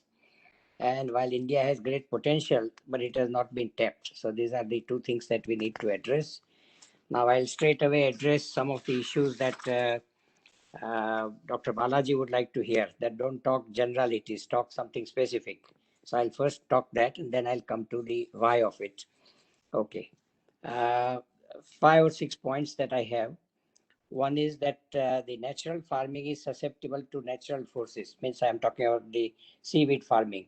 If you try to do it through only nature, you are susceptible to so many natural forces that you will never get where you want to be. And the 97% being grown through cultivated one is an example or is a demonstration or manifestation of that. So we need to de-risk the seaweed industry by doing it in a cultivated manner, which is what we need to do. We have been a player in this field, me and my group, for the last 3 years. So we are relatively new compared to Mr. Abhiram Seth or C6. We are relatively new, but we are trying to understand and do something about it. So we believe that the de-risking can be done by using land and land-based growing of seeds and growing of seaweeds, sea-based as appropriate, and using a hybrid of both the methods as it suits. So this is one. Secondly, I believe the availability of seeds in a reliable manner, of reliable quality, has been one of the issues. We are trying to address that, and I'm sure the whole industry is gearing up to doing that. And in fact, we heard speaker after speaker saying that the availability of seeds needs to be ensured. Then only we can progress. As far as the industry expectation is concerned, if I were an industry consuming the seaweed, naturally I would like that I have a supplier who is able to supply year round. I can't say that, okay, now monsoon has come, so I can't get it. No, reliable year round supply for the industry is very important. So we have to ensure, which is where the hybrid methods come into picture. Sometimes you do it in sea, sometimes you do it on land, and depends. Even cost may vary, but you have to average out the cost and you have to see what can be done. The next part is that this can't be done if it has to make an impact. It can't be done even on a very small scale. You have to have scale. You have to do a replicable models, scalable models. And let's say we have a fortunately very large coastline. We must utilize. We have several states with a long coastline. We must utilize that. Tamil Nadu and Gujarat have shown some way, and others have to follow. So, and even the concept of parks being established would be a way of ensuring that while the growers are there, the fishermen can be involved, the others are there, processing, and whatever needs to be processed on the site itself can be done, drying can be done, energy generation can be done near the shore, and the high value products can be obtained. Even you can go away, so there's no problem. So parks can be established. uh, I believe in other countries the park concept is there. We have to learn from there, and we have to also follow that. The other one is what I call the integrated approach. I mentioned that earlier, but we need to have integrated approach. Now the word integration can be interpreted in two ways. One is that all the stakeholders in the game have to come together in a synergistic manner, so that we look at the different dimensions of the value chain in an appropriate manner, and each one gets his or her share, appropriate share of the whole benefit. So this is one integration. The second integration, which also I believe is very important, is that one must learn to see value in each and every component of the seaweed that you grow. You can't say that I only want this or rest of it is garbage for me. No, you have to use all of that. And I think several speakers referred to, let's say, energy generation, for example. Now you need a lot of bulk, so that can be done near the shore. You use the biomass that is available, either put it through biogas or put it through gasification or in any other way, or you can even convert into briquettes and use them. But you have to use each and every kilo of that. Then only you will make sense. I am even dreaming that since so much of water comes along with the seaweed, why can't we recover that water so the water needs can be fulfilled? Energy needs can be fulfilled. So much of potash comes out. Why can't we recover that potash and use it? So there are n number of things that you can do, not only look at the high value products. So these are some of the, let's say, industry expectations. So I am on the both sides, both as an industry and also as a somebody, as a group. We have three companies who have been involved in this, and all three of us, we believe we are in enlightened management. We would like to look at this both both from economic proposition point of view as also the environmental point of view. So this is the concept. Now I'll quickly go through some of the other points that I had put down for sharing with all of you. There are different ways to describe the urgent need and context for looking at seaweeds. Some of these are the climate change, need for sustainable and inclusive economy, food and energy scarcity, security, etc., etc. And of course, post-corona, all of us are more aware of doing things very, very differently from what we have been doing. So post-corona situation, this can play a good part. I would just briefly elaborate the climate change dimension. As is well known, the main cause of climate change are the CO2 and the methane, which are the greenhouse gases. Two things need to be done. One is pull out all as rapidly as possible the accumulated CO2. And second, prevent and minimize the further addition of greenhouse gases. So both of these can be accomplished by the seaweed growing. In addition, the strained natural and other resources, for example, water we are short, food we can be short with a growing population, energy we are on fossil fuel basis, we need to shift to renewable energy. So these are the needs. I see seaweeds as a great, versatile, potentially abundant and sustainable, cost-effective resource, which is produced as well as consumed by millions. So it will benefit millions. So we must do that. Seaweeds mean photosynthesis, that is pulling out the CO2 both from the atmosphere and the oceans. If on one or if done on a wide and large scale, it has the capacity to reverse the climate change significantly in a span of 10 years. That is, by 2030, we can make a definite dent on the climate change. It won't strain the land or the freshwater resources. It will provide water, food, renewable energy, crop nutrition, valuable products. All this it will give. So that's the integrated approach to extracting value out of the seaweeds grown. It will provide additional income to the millions of fishermen.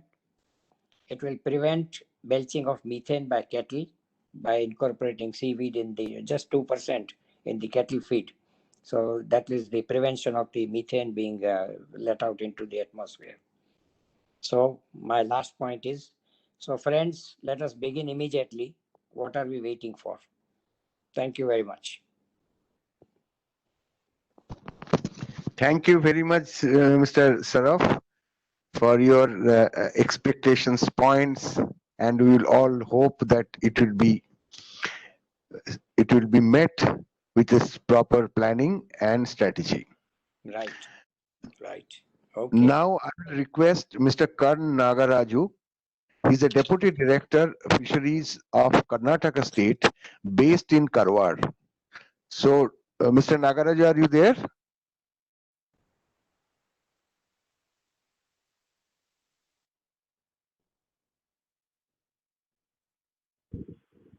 I don't think he's there. Yeah, he's not. Let's go to the next speaker. Okay. So we are going to the next speaker.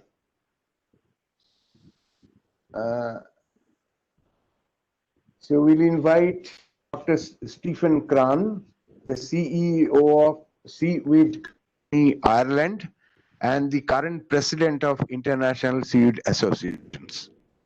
Now over to Dr. Stephen Cran. Dr. Cran is the. I'm here. Can you hear me? Yeah. Absolutely audible. Please start your presentation. I will just tell you the title of your presentation. Yeah, that's fine. In the meantime, if you introduce the title. Yes. The title is Gracilaria Cultivation by Seaweed Company, Purple Turtle in Tamil Nadu, Sustainable Biomass Generation for Value-Added Products. Over to Dr. Stephen Cran, please. And as you can see, I have my purple shirt on for the Purple Turtle Seed Company. First of all, I would like to thank ICC for the invitation, and especially Dr. Eswaran and Tapan Satapari for inviting me, and also for the Indian government and CSMCRI to recognize the importance of seaweed cultivation, and that this is becoming a focal point for India as a whole. I don't see my presentation on the screen. I don't know. Or do I have to share myself? Is that it? So just few seconds. Let me share it. Okay. But it's good to see. I just seen a couple of speakers. Sri was there as well. And yeah, there is a lot of potential and a lot happening. But like the previous speaker, Mr. Schoff from the Excel group said, let's start and do it. And this is a little bit of what I want to show as well.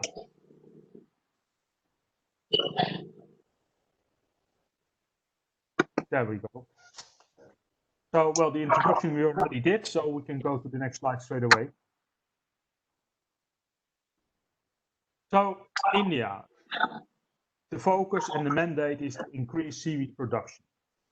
And it has been identified now by the government as well as the states themselves, and also by entrepreneurs that want to use seaweed ingredients as a focus area. Of course, we know it contributes to the coastal economy. It has societal and financial benefits, growing seaweeds. And there is now really a push by the government to start seaweed cultivation in all different states in India, coastal states, that is, of course. And we from ourselves get inquiries as well about different ingredients. There's a lot of companies in India that actually want to use seaweed ingredients, but they can't get them. There is not enough biomass. Next slide, please. So if we look at the current status, and I use here a term, phyconometrics, that was coined by Dr. Alan Critchley. He will actually be speaking tomorrow afternoon more on these details. But if we look at the global picture, there's about 31 million tons produced. And the whole industry is worth about $18 billion. It's a good industry because it's growing every year about 6 to 8%. And of all the seaweed that is produced, 96% is cultivated. and about 1 million tons is wild harvest, but we see a slowly steady decline in this. I think the figures for last year were about 800,000 tons, so it's going down. And the reason, of course, is obvious. Wild harvest isn't seen as sustainable, and people want to move to cultivated seaweed. If you look at that picture, and this is from a paper by Bushman in 2017, the different color codes show kind of how much is produced. And the first one that really springs out are, of course, China and Indonesia, with over 10 million tons of wet biomass cultivated. If you look at India, it's light green, and that's in the range of about 1,000 to 10,000 tons. So very small. If you look at the wild harvest, and I don't show this picture here, India isn't even colored. Next slide, please. So if you look at more detail at the species that are cultivated, and again, this is from the paper from Bushman, we see the Indian flag only at one species, and that is Copperficus, down on the right. I don't know if you can see. No, I'm not sharing the screen. So it's only the 6% of Copperficus that is making up the overall of the species cultivated, where India plays a very small role. Species that are most cultivated are kelp, Laminaria japonica, and this is mainly China, Korea, Japan, countries in Asia, and Yucuma. If we look at India as a whole, well, we have over 8,000 kilometers of coastline. If you look at the inclusive economic zone, it's 2.37 million square kilometers. So there's a lot of space to grow seaweed. Latest FAO data from 2018 show there was 5,302 wet tons produced, which is worth about $500,000. Sorry. And if we look at the top 10 aquatic algae producers from 2018, India does not feature in the top 10. So hence this conference comes at a very timely point to actually address this issue, and also the government has recognized now we want to get India in that top 10. Next slide, please. Can you take your microphone close to your mouth? Oh, okay. Is this better? Can you hear me? If not, then I unplug the system or the microphone. It is better. It is better now. Yeah, it's clear, Stefan. It's clear. Okay, sorry. I'll just keep it here. So if you look at India from an aquatic point of view, you see the different numbers here, 1, 2, 3, etc. 1 being the continental shelf in dark blue, 2 being the exclusive economic zone. Then in the red boxes, you see the different coral reefs that India has, and then 8 and 9 are proposed wind farms. So there's an enormous potential to grow seaweeds in this area. And Sri also already illustrated that in his presentation. There is enough area to grow seaweeds. If we look at those wind farms, that's another area, and that is something we do at the moment in the Netherlands as well, where we try to set up a multi-user platform. So it's not only a wind farm, we also try to grow seaweeds in those areas. You grow mussels, you grow oysters. So it's a multi-use area. And that is something, of course, that should be proposed here in India as well, that different players can play in that area, and that is not just only wind farm. Next slide, please.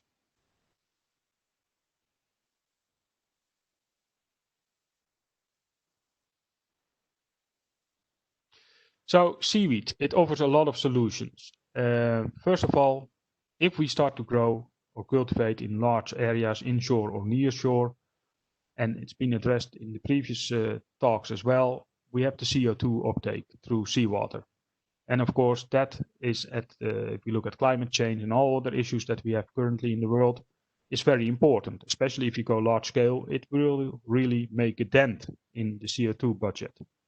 Then another thing is the phosphate and nitrogen recycling, PNN.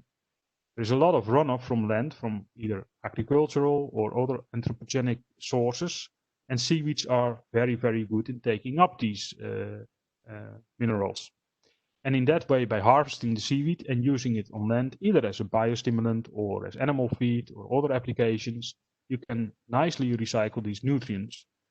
Then minerals like potassium are also very high in these seaweeds. K-sap, for example, is known for high potassium content. Very useful for, again, agricultural purposes. So it's an excellent source of fertilizer and animal feed, but it can also be used for bioplastics, as we have seen in the previous presentations, or other materials or other bioactives, even up to the pharma level. So in this way, by recycling these nutrients, you start to basically initiate a circular economy. And with that, you of course have the social benefits, environmental benefits, especially for coastal rural areas. Next slide.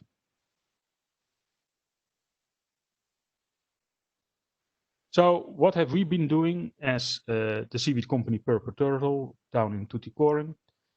Well, we are only in existence since the last conference where we actually met live in Chennai in January this year. But we managed to set up the company, started experimenting with rafts, with ropes, with tubular nets. And the experience so far is that the rafts are badly scalable and that is not economically viable. Rope cultivation, kind of work, but you have issues with attachment, with storms and herbivory. And so far the tubular net seems to work out best, and we're still optimizing cultivation systems for this. Next slide.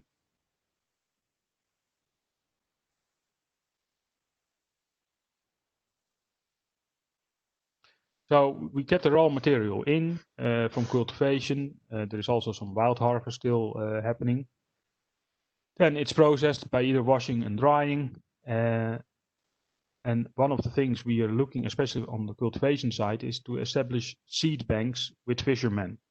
Because one of the things we notice, if you harvest your crop from the same cultivar all the time over, it loses its vigor. So replenishing with seedlings is very important, and hence you need a seed bank so that you have all year round access to small plantlets to actually grow in your tubular nets. Next slide.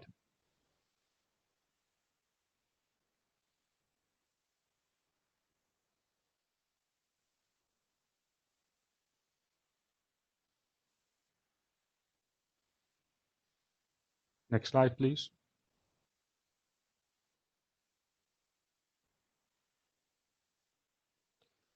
So one of the things we have done in Tuticorin as well is set up or establish a factory, and most importantly is to get this factory GMP plus certified. Oh, we're going too fast now.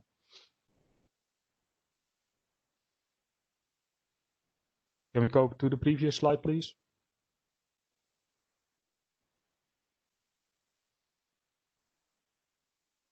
The previous slide, please.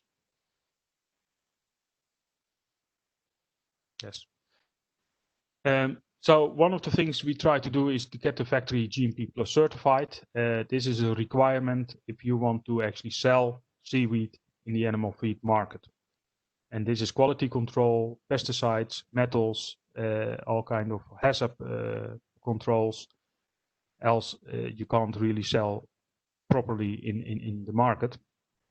In the factory, you get the further processing, the drying, the shredding, the milling, removing of impurities, sand, etc., etc. Next slide.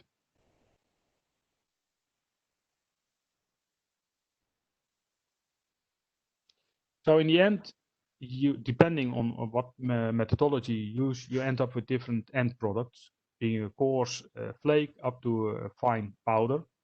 And that, of course, has different applications from biomaterials to cosmetics. Next slide.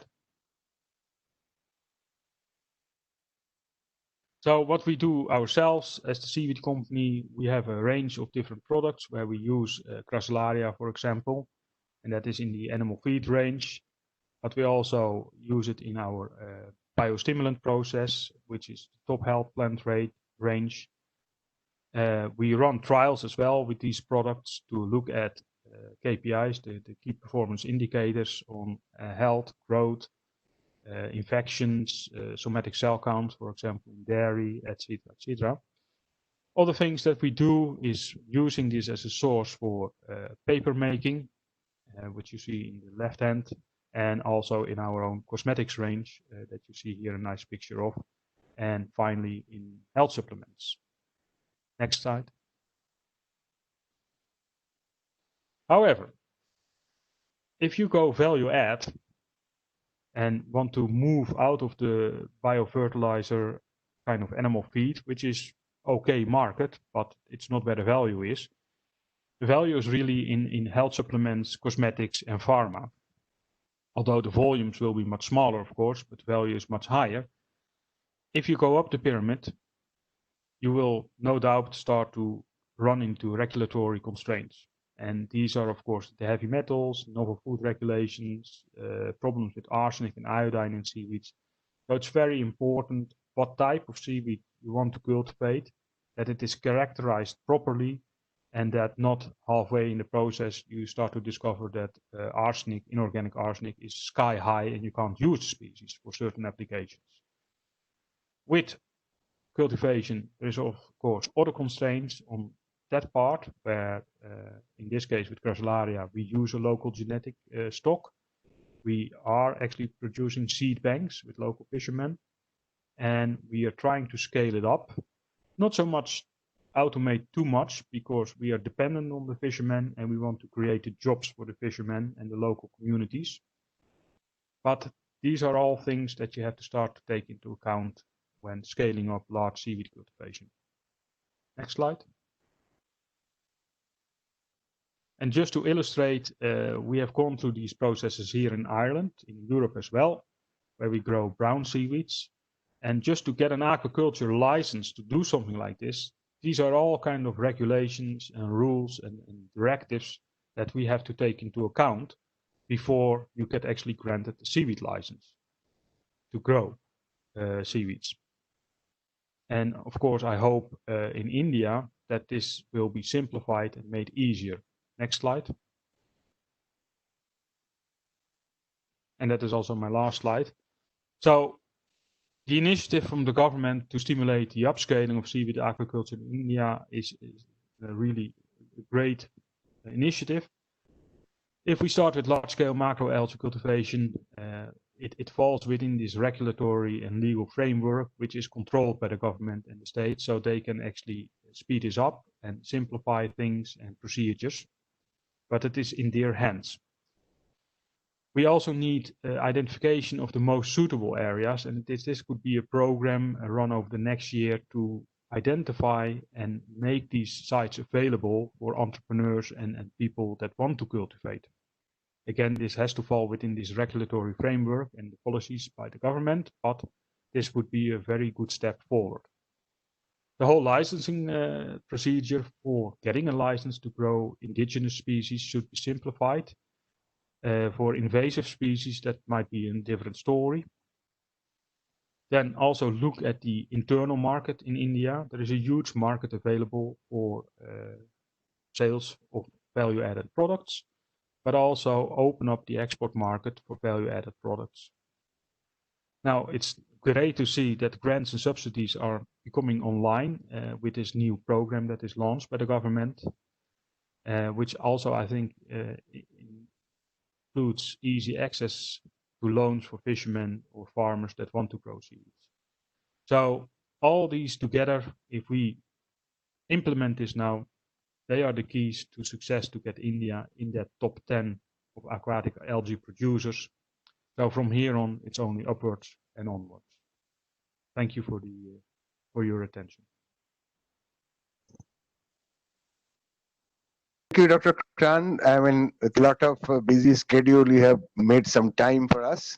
Thank you for your presentation. We'll now invite Dr. Ira Levine. Dr. Ira Levine is a professor, natural and applied sciences, Fulbright scholar, University of Maine, USA. Dr. Levine is a very well-traveled scientist in Indian coast and in India. So today his topic is renaissance of seaweed farming in North America and how to how the Algae Foundation is training new algae farmers, the training module to transfer to India. Thank you very much. If you could upload my presentation, it'd be appreciated. Yes, yes. And while we wait for that, I'd certainly like to thank the leadership of ICC for organizing this this meeting. One of my first virtual meetings. But I'd also like to thank the government of India and its dedication to the Fulbright program. Through the Fulbright program, I had the extreme fortunate pleasure to spend almost a year in India over my 2 Fulbrights with Dr. Sahu, who will be speaking tomorrow. And so I have great affection for the country of India and really appreciate the invitation to continue to serve her. So we'll just wait for the presentation. Suman,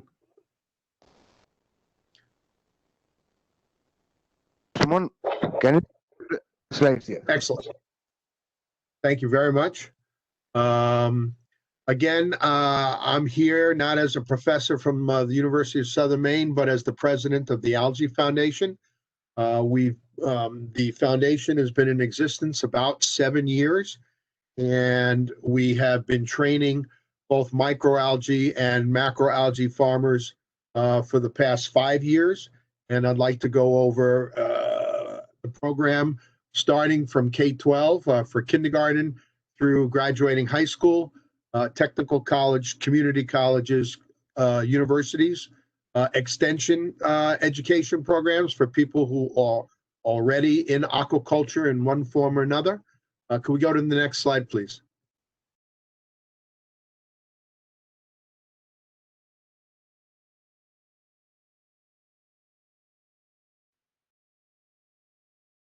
Great. This is a sort of a flow chart representing what the Algae Foundation has accomplished. About 5-6 years ago, I approached the Department of Energy to say, you've put $500 million into algae research, and with all these new algae farms being proposed and established, where are the trained algae farmers going to come from? And so without setting up an RFP, they directly funded the Algae Foundation through the National Renewable Energy Lab. And we formed what's called ATEC, the Algae Technology Educational Consortium. And everything below the ATEC sign are the 5 major thrusts of the Algae Foundation. And we don't create any jobs. And so that this slide used to be an error, because all the arrows would point to the jobs. And someone in a meeting said, are you really creating jobs? And quite frankly, the answer is no. What we create are the trained men and women to be able to work those jobs, but also, surprisingly enough, not only are they employees, but many of our graduates start their own businesses. So that's that really has an additive effect, because our first graduates from our college programs graduated in 2018, and they're starting to hire some of our graduates from our 2019 and 2020 classes. So the entrepreneurial aspect of our training programs is significant. So I'll quickly go over the middle 2, the K-12, and the what we call the MOOCs, the massive open online courses. Next slide, please. So in the United States, we don't have a great understanding of what algae and seaweeds are all about. People see the red tides and the green lakes in the summertime, and algae for many of our citizens, not such a good profile. So the Algae Academy is our K through grade 12 or through high school program to deliver STEM kits. And you see all of this material that we send free of charge to schools across the United States. And we've been tremendously successful. This past year, we served 36,000 students. Next slide, please. And so this is just a graph of our growth. We're in 46 states, and hopefully this year we'll get those last 4. And on the left-hand side, you see a map of the United States, and in green are the states where we have sent our kits to. So we have 4 more states to go. But you can see the tremendous growth. We're doubling just about every year. And our major goal, the next goal, is to reach 100,000 students, either this academic year or next. And then we have sort of a loose commitment from one of America's largest families to fund these kits for every school in the United States. So that's our goal. But we've also reached out, and we're in 4 different countries: Iceland, Canada, Mexico, and Australia. And so the Algae Academy is looking to expand internationally its curriculum and forming the North Atlantic consortium of universities. We're next looking at Norway, Sweden, Finland, and countries around the North Atlantic. Next slide, please. Our next opportunity to reach people is through MOOCs. MOOCs stand for Massive Open Online Course. These are free college courses. It started about 15 years ago through the universities of Harvard, Yale, Princeton, and Stanford. And there's a company called Coursera, and they organize all the MOOCs that are produced by their member schools. We've published our first MOOC, the Introduction to Algae MOOC, in February, about 2.5 years ago. And we've had 13,000 students take the course. And you can see some of the feedback. I mean, we get tremendous amount of demographic information. And if you notice, the second largest country or source of students is India. And we find that India is our largest international partner for all of the Algae Foundation curriculum. So we're tremendously pleased to be able to service India, and hope through meetings like this that we can expand that effort. But the real relevance of this course is that almost 20% of the people, of those 13,000 people who took the course, got a raise or a promotion. We didn't realize that companies are going to use these massive open line courses as professional development tools for existing employees. And in fact, Cyanotech, the United States' largest microalgae farming concern, mandates that all of their employees take these courses. Next slide, please. Ooh, I apologize for the really tiny words. On the screen, they come out much bigger. But we've published about 3 months ago our second MOOC, Introduction to Microalgae Biotechnology.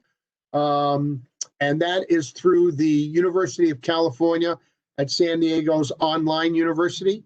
My partner, Stephen Mayfield, who co-produced it, is the head of their California Advanced Biotechnology Institute at UCSD, and we published it through there. Interestingly enough, for this group, our third MOOC, Introduction to Seaweed Biotechnology, will be published in about a year from now. We have approximately a dozen lectures already filmed. In fact, Stephen Cron, Dr. Cron, who just spoke, gave 2 fascinating lectures. So we really look forward to publishing that next that next MOOC. Next slide, please. So the question is, what are we trying to accomplish? And again, it's about the power of algae. All of the speakers today have talked about more seaweed farming, more economic development, more in production of algal biomass to service the Indian industrial needs, agricultural needs. And so the question is, how do we do that? Next slide, please. Education. And so some of these pictures you might recognize in the upper left-hand corner. That's from Dr. Sahu and his Chillica story of bringing grassolaria farming to the Chillica Lake that its integrity was broken during a typhoon and had a saltwater intrusion and a magnificent story. This can be produced or reproduced throughout the country. On the lower section, as I said earlier, the Algae Foundation is size agnostic. So we are seaweed trainers and we are microalgae trainers. Also, India has some of the largest industrial concerns involved with microalgae farming, including Reliance and Pari Nutraceuticals. Next slide, please. So what are we using for our seaweed training? And so we use a variety of existing educational opportunities. And the beauty of being the Algae Foundation, everyone says yes to us. If we ask for access to lectures, if we ask for access to textbooks, in fact, the amazing thing about our ability to reach out to different groups, Academic Press and Elsevier publishers, I recently published 2 different textbooks, and they've given us the chapters for Introduction to Microalgae, Introduction to Seaweeds, of which was co-authored by Dr. Sahu, who will be speaking tomorrow. And they've given us those chapters for free. So anyone who takes any of our college courses get a free textbook. And so we're able to share those chapters without paying any licenses and without paying any fees to the publishers. So the ability of the Algae Foundation to grab grab educational assets is the key to our success. Next slide, please.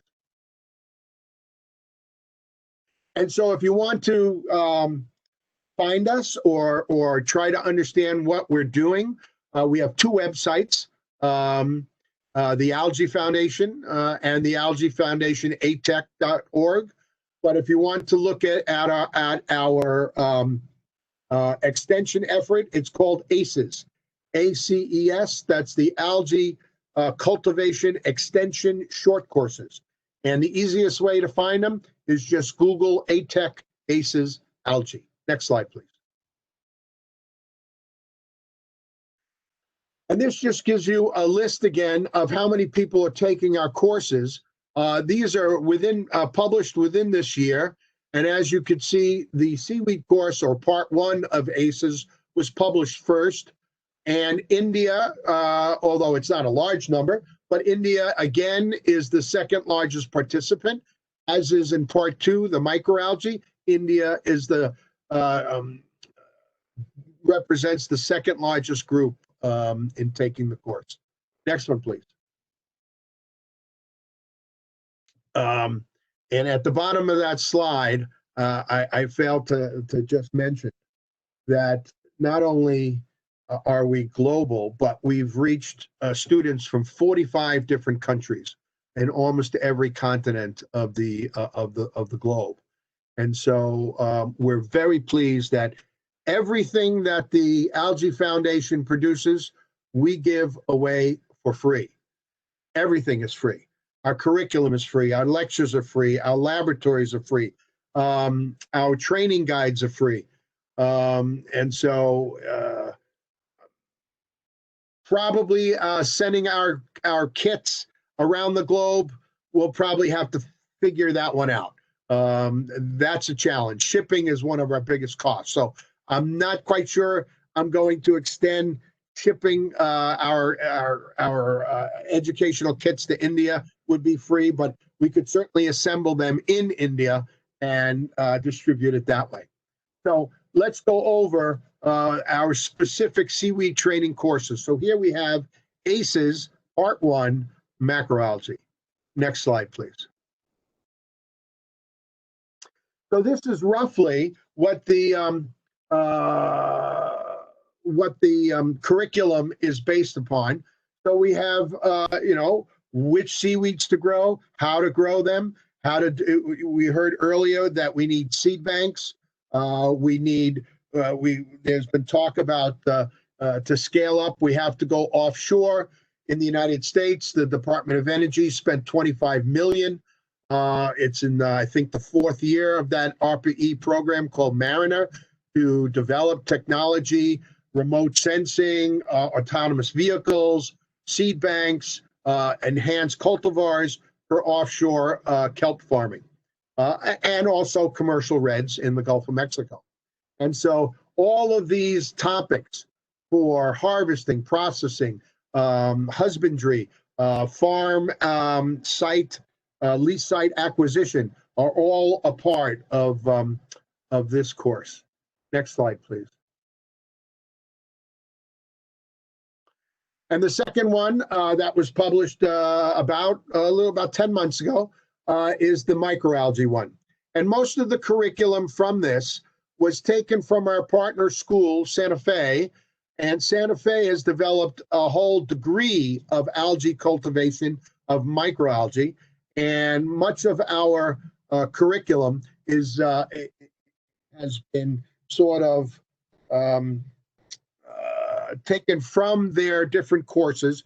We've developed 6 individual courses: Algal Culture 1, Algal Culture 2, Advanced Algal Culture 3, Processing, Farming. We're developing a biology of an intro biology of algae course. We'll be doing, and we're also developing heterotrophic algae cultivation, fermentation. Next slide, please.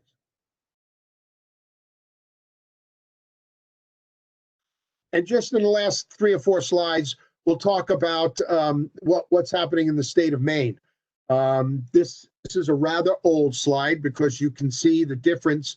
There I am with a red beard, and I'm talking to you with a white beard. So that sort of dates how old this slide is. In the 1990s, we brought Japanese nori farming technologies to the state of Maine and also the maritime provinces of Canada, and in fact remains the largest seaweed farm in the history of the United States. And so we're very proud of that effort. So seaweed is facing a new renaissance in the state of Maine and New England area, along with Alaska and the northwest coast of the United States. Next slide, please. And so there, you'll see this list of what is cultivated in the in this area of the world in north temperate waters.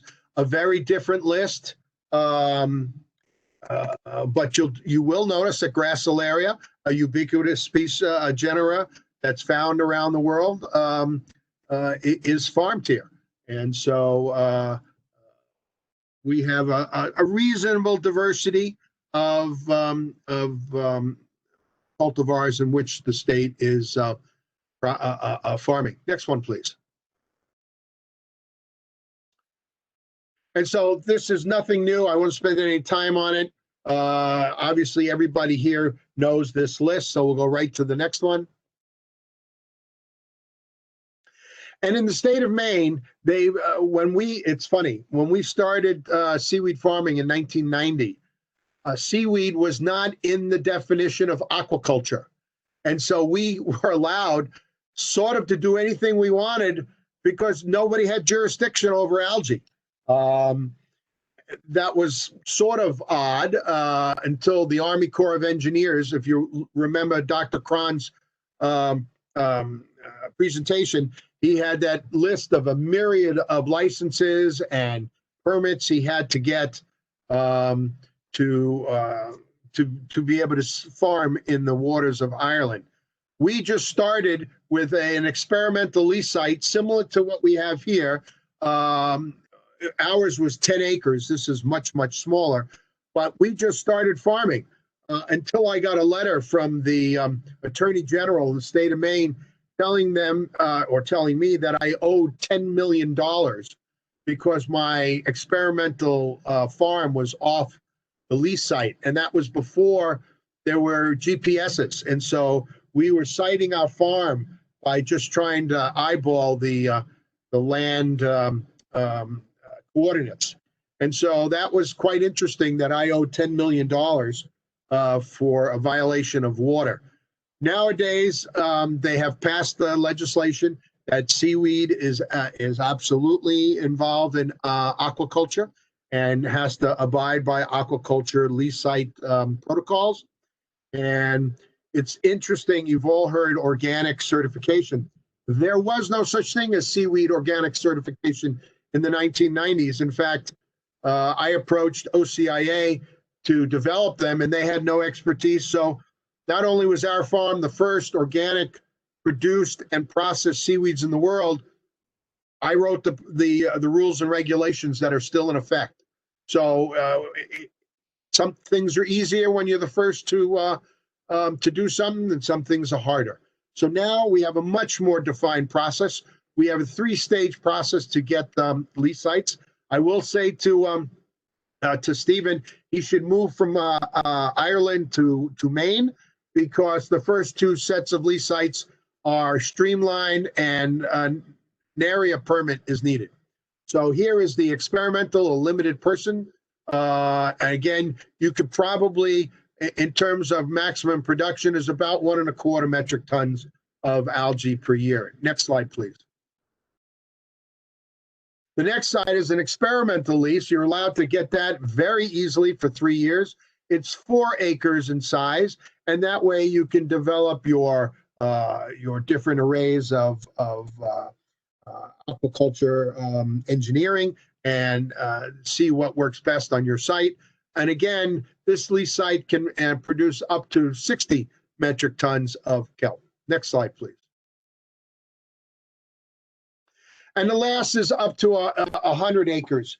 When we farmed it, yes, it's 100 acres is the maximum size. But what we found is we had 3 separate lease sites, and our farm was 123 acres.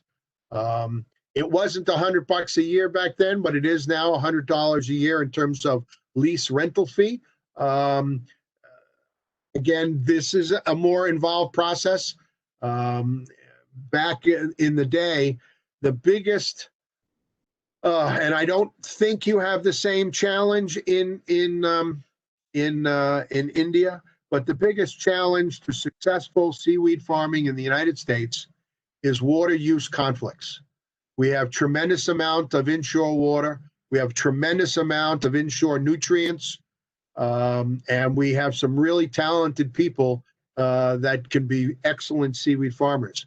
The problem is you have to compete with fishermen, scallop draggers, urchin draggers, lobstermen, pleasure boaters, sailboaters. Then you have to deal with right whales, and they're an endangered species. And you have to deal with shipping channels. And all of those things really present a massive challenge to getting a lease to farm algae, because algae is a horizontal crop versus mussels or oysters, which is a vertical crop. And so what happened in my farm is the urchin draggers and scallop fishermen wanted the scallops and the urchins underneath our farm. And so they would, at night, vandalize our farm, cut our ropes, to the point where we armed our boats. And it was literally a war between the aquaculturist and the commercial fishermen. And unfortunately, after 10 years, we lost the war, and we had to close the farm because we could not sustain the vandalism from the water use conflicts. So as a result of that, that realization that water use conflicts are everywhere, whether it's California, Oregon, Washington, probably minimal in the state of Alaska, which will probably lead the way for seaweed farming in the United States. But in New England, Connecticut, New Hampshire, and the state of Maine, inshore water use conflicts won't disappear. And so with the Mariner program from ARPA-E of the Department of Energy, they're looking, as was presented here earlier today, offshore, deep water seaweed farming. And if you're going to reach the amount of biomass, you're talking about gigatons, you're talking about biofuels and soil amendments and elicitors, you need to be offshore. And so you're right. There's a tremendous amount of technology that will need to be developed and disseminated across the globe to make that a reality. But the Algae Foundation stands ready to provide the educational resources to train first in terms of K through 12, our job is to bring up algae to the general student population and try to see if we can get a few of them to think about algae as a career. Our goal is, of all the students in junior and senior year in high school, we would like to get between 2 and 5% of them to either go to college to study algae or go right into the workforce to be algae farmers. And so that's our goal in terms of why we're doing K through 12 and our ability to train with college courses and college degrees or with extension courses for people who already are working on the water. Next slide, please. And just to thank the people who have funded us, the Department of Energy and the National Renewable Energy Lab, also the Department of Agriculture, the United States Department of Agriculture has also funded us. And some of the slides in terms of the main efforts come from the main Sea Grant program. Last slide, please.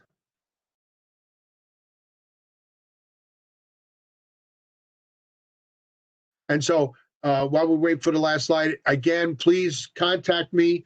I'm sure the ICC is distributing email addresses. And so in terms of expanding the Algae Foundation's seaweed and or micro algae curriculum for India, we stand ready to serve her. Thank you very much. Thank you very much.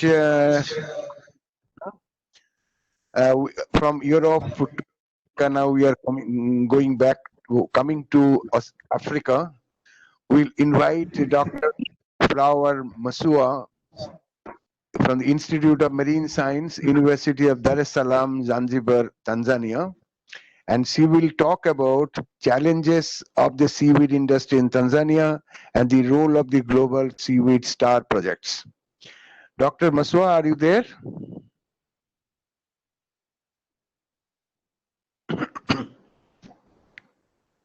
I don't see her online, Stefan. She has sent the presentation, so I think Dr. Flower.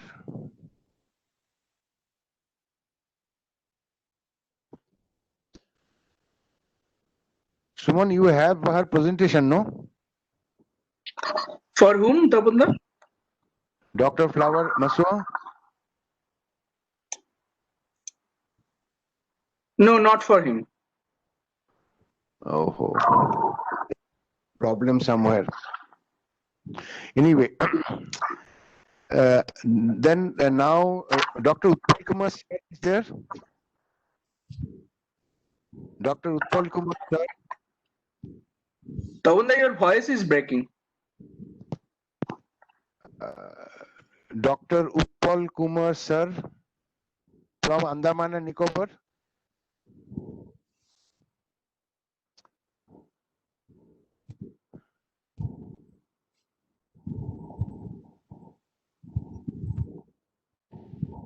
Dr. Utpal Kumar, sir, are you available? No, I don't think so. Oh, he's not available. So I think at this moment we are closing the today's session. We are all of you. Sir, Mr. Sir is there. That is there? Dr. Sir is there. Yeah. We will join in a second. Okay. Okay. So we have the last talk Dr. Utpal Kumar sir. He is the Commissioner of Fisheries, Andaman and Nicobar Islands. He will present or speak about the prospect of the seaweed in Andaman and Nicobar Islands and what they have done so far and what is their vision in coming 5 years.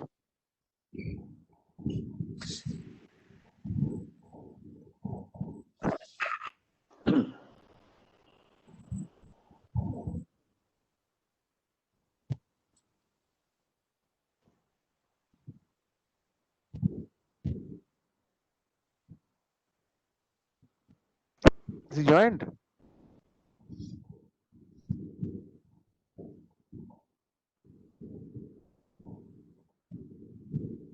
Sir, actually, he's joining.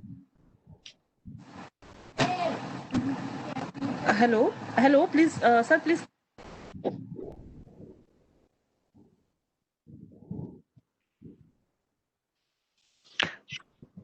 Doctor sir.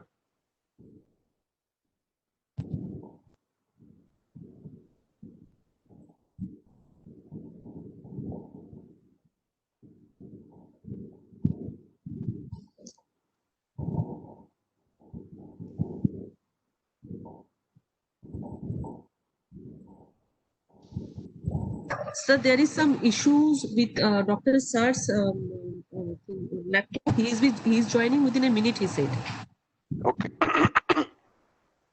So let us wait for him because this is one area where he is directly involved with the cultivation of seaweed in Andaman and Nicobar, and he is in charge of that.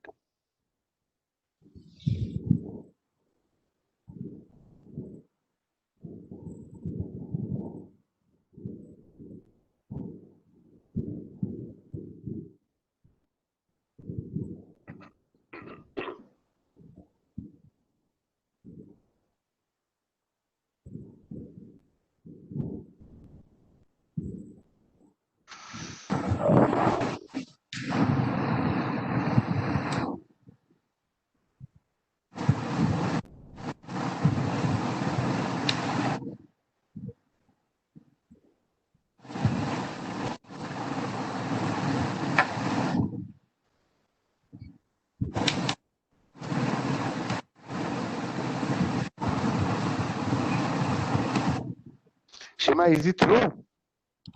He's trying, sir. Sir, I will request if there is any question, or, if anyone want to ask something, because he's trying to join us. There is some issues with his laptop, so he is joining within a minute, he said. That I understand because we are already at 27. Kindly, sir, wait for a moment.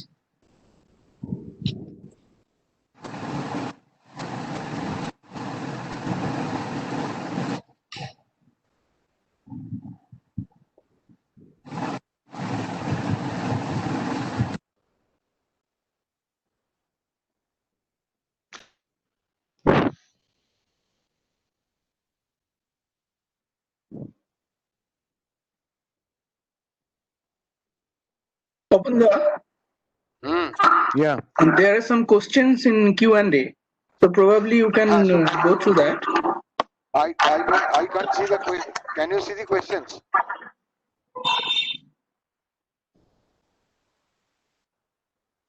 So it is better someone from the panelists can, check and whether they're meaningful or not. Dr. Sahu, you the questions because there are some questions which I can't see from my side. If you can see, then you can put this across.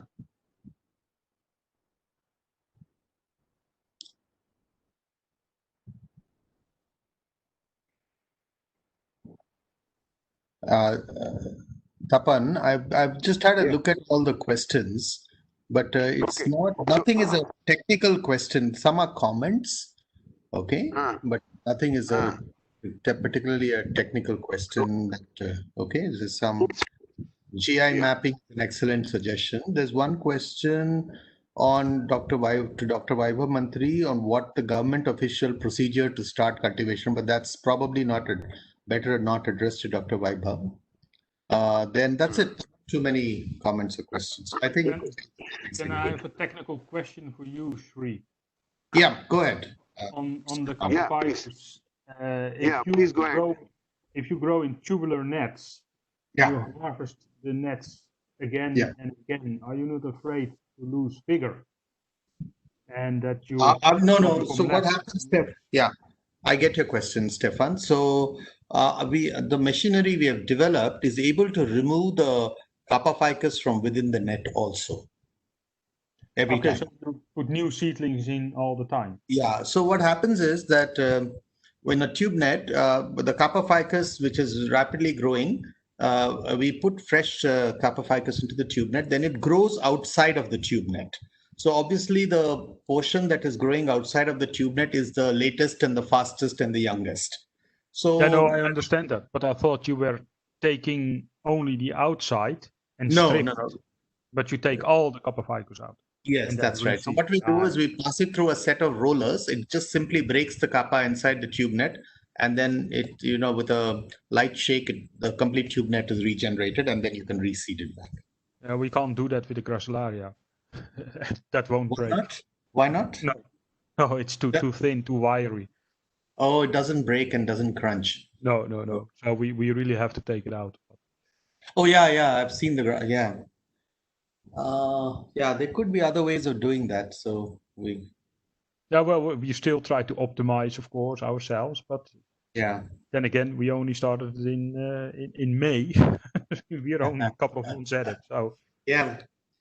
Sure. I mean, we can talk about it. If there are some ideas, maybe we can work together on that. I mean, there's no problem, Stefan. Yeah, and I would have loved to be there in Tuticorin. I mean, but this bloody COVID, it stops everything. Yeah. Okay. We should talk for the answer, Sri. Yeah. Okay. All right.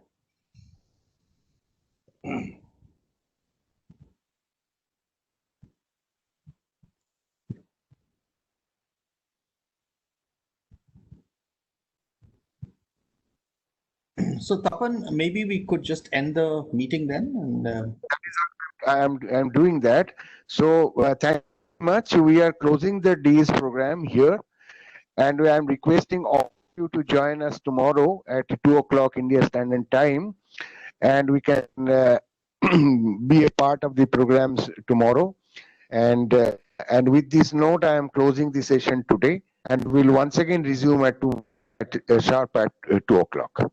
Thank you very much. Thank you. Bye-bye. Thank you. Bye-bye.